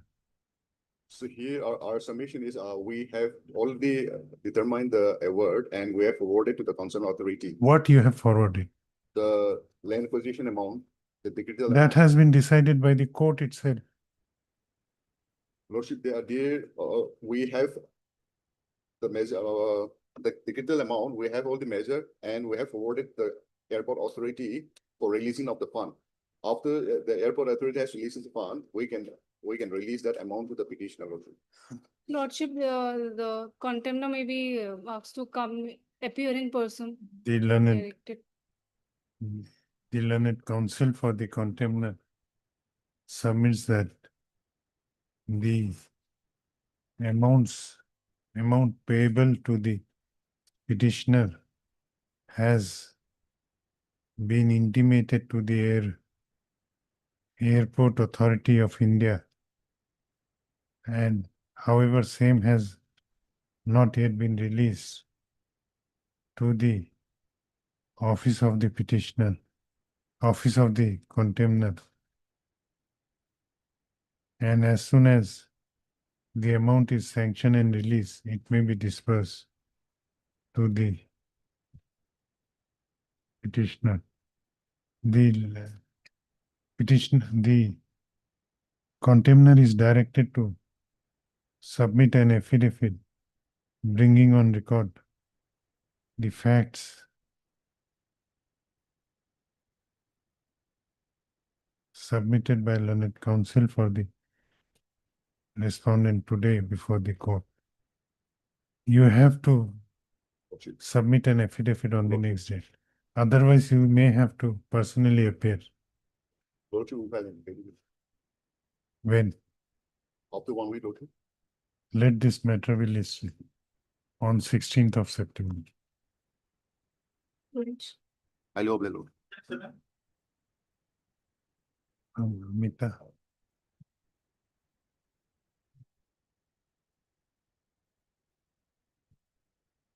Lordship. Item number?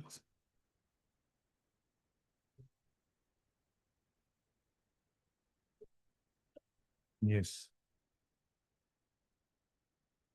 With pleasure, Lordship. So this appeal has been filed on 2 grounds. One is that the driver did not have a license to drive a heavy motor vehicle. And secondly, this claim has been filed under a MV Act, but no premium was paid for enabling the claim to be filed before the MV. It can be filed before the WC, but not before MV tribunal also. Heard Mr. R. Goswami, the learned counsel for the appellant. Also heard Mr. N. Talukdar, the learned counsel appearing for respondent number 1, 2, 4 plus. 1, 2, 3, and 4 slash claimants. This appeal under section 173 of Motor Vehicles Act has been filed by the appellant insurance company, impugning the judgment and award dated 30/7/2024, passed by the Motor Accident Claims Tribunal, Morigao, in MSC within bracket death case number 50/2018.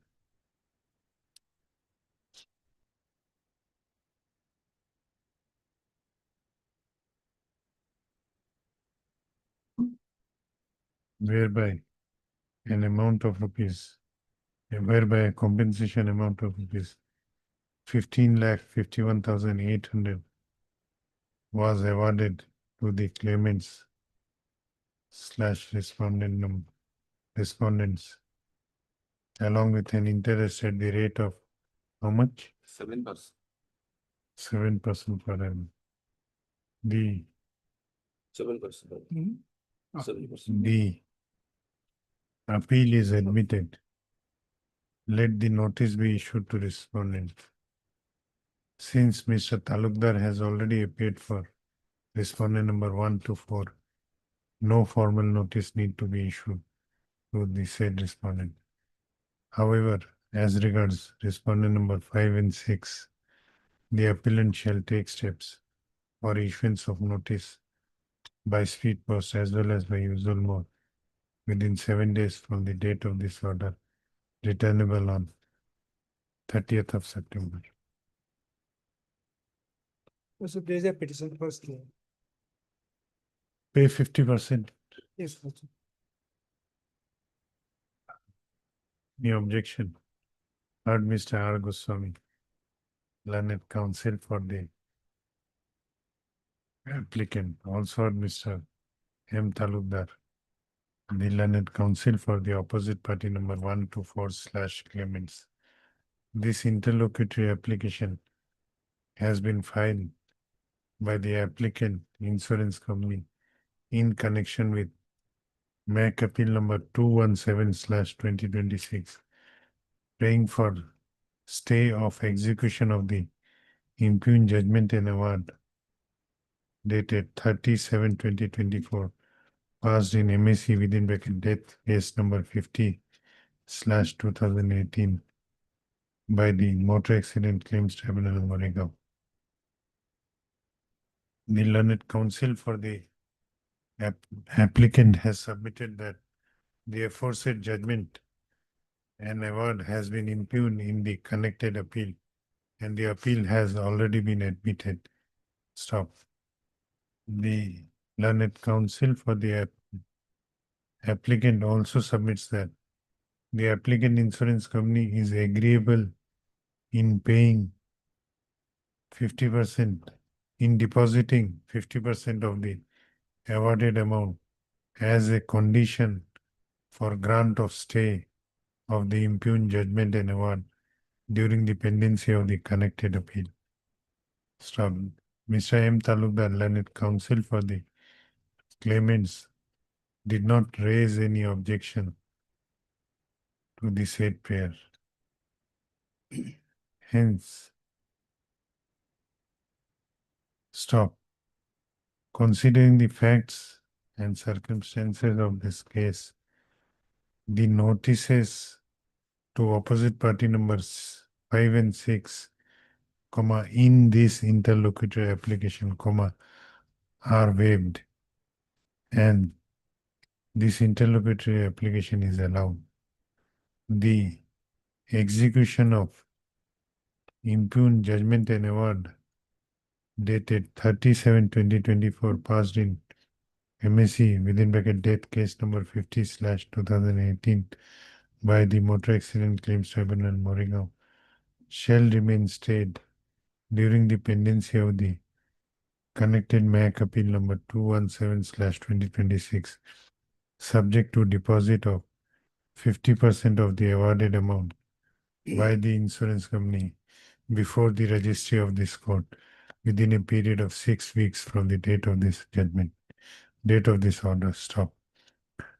On such deposit being made, comma, same shall be disbursed Lordship, claimant, respondent number one, wife of the deceased.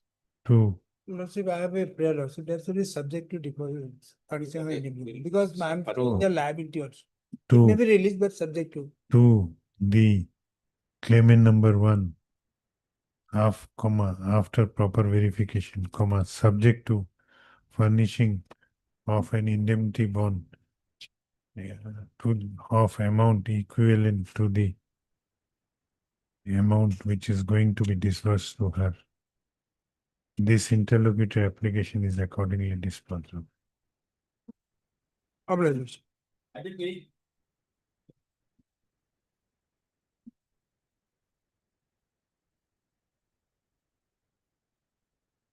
May it please your lordship. Please come for admission, my lord.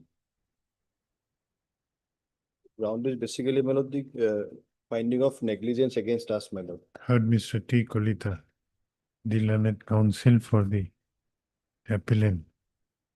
Also heard Mr. M. Talukdar, the learned counsel for respondent number 1 and 2, lordship. 1 and 2. Stop. Also heard Mr. R. K. Bhatra, the learned counsel for respondent number 4. This appeal under section 173 of Motor Vehicles Act has been filed by the United India Insurance Company Limited, impugning the judgment and order dated 12/11/2024 passed by the Motor Accident Claims Tribunal, Morigao, in MAC death case number 74/2019. Stop. I have gone through the grounds stated in the memo of appeal and have considered the submissions made by learned counsel for the appellant. Stop. This appeal is admitted. पहले वाले case में record call करना. This appeal is admitted. Call for the records of MSC death case number 74/19. The registry shall take steps for requisitioning the records. Let the notice be issued to the respondent. Since Mr. Talukdar has appeared for respondent number 1 and 2, as well as Mr. Bhatra has appeared for respondent number 4. 4 and 4. No formal notice need to be issued to the said respondent. However, as regard respondent number 3 and 5, the appellant shall take steps. 6, 7 is also. 6, 7. 3, 5, 6, 7.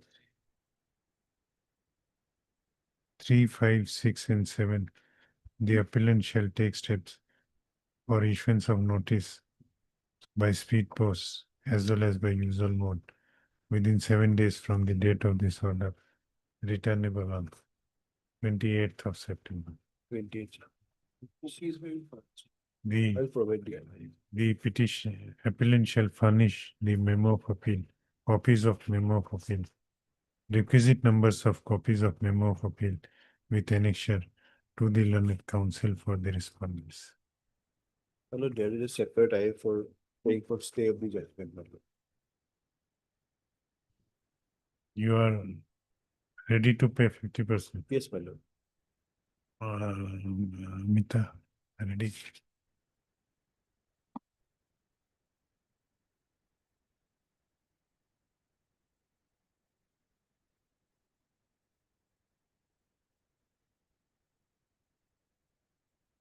Only one pair, my lord. She's the ground set for in the MSc appeal, my lord, regarding finding of negligence, my lord.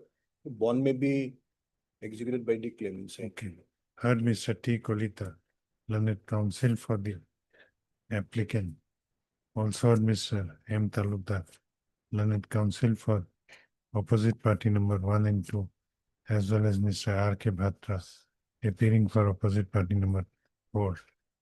This interlocutory application has been filed in connection with MAC appeal number 218/2026, pleading for stay of execution of the impugned stay of execution of the judgment and order dated, judgment and award dated 12/11/2024, passed by the Motor Accident Claims Tribunal, Morigaon, in MSC case number 74/2019. The learned counsel for the applicant submits that the aforesaid judgment has been impugned in the connected MAC appeal, and the said appeal has already been admitted. He further submits that the insurance company is agreeable in depositing 50% of the awarded amount before the registry of this court as a condition for grant of stay of the execution of the impugned judgment. Stop. The learned counsel for the claimant as well as learned counsel for opposite party number 4 do not have any objection to the said pair. Hence, notice to opposite party number 3, 5, 6, and 7 in this interlocutory application is hereby waived, and this interlocutory application is allowed. The execution of the judgment and order dated, judgment and award dated 12/11/2024, passed in MSC death case number 74/2019 by Motor Accident Claims Tribunal, Morigaon, shall remain stayed during the pendency of the connected MAC appeal number 218/2026, subject to deposit of 50% of the awarded amount by the applicant insurance company before the registry of this court within a period of 6 weeks from the date of this order. If such deposit is made, on such deposit being made, same shall be disbursed by the registry, after proper verification. The claimant number 1. To the claimant number 1, who is the wife of the deceased, on furnishing of an indemnity bond equivalent to the amount so disbursed. This interlocutory application is accordingly disposed of. Hello.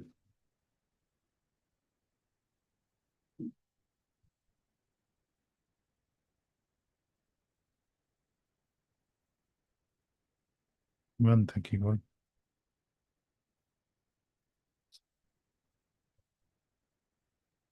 Remaining, any urgency is there? Admission only. In item number 11, my lord, I've just been informed by my friend that they have filed an analogous case. They are for the insurance company as well. It may be tagged together. The IA number is 2513 of 2025. Wait, please, Your Lordship. In item number 11, my senior name is wrongly listed. The name may be deleted. No, we are leaving it as Very good. you may pray before registry. The correction saying. The remaining items will be left there. Only item number 10. Your Lordship, may I pray for a date on 10th of September if it's convenient to your Lordship? Item number 10, due to paucity of time, this matter could not be taken. Item number 14, Lordship, annual of compensation. Let this matter be listed on 10th of September. Item 14. 14, normal course. Article 55, there is any date Lordship here. Because there is no 50% in this case Lordship. 55 also in normal course. Hearing. Hearing. Hearing, any date Lordship in the month of September. September you will not get. You take a date from the court master. Yes.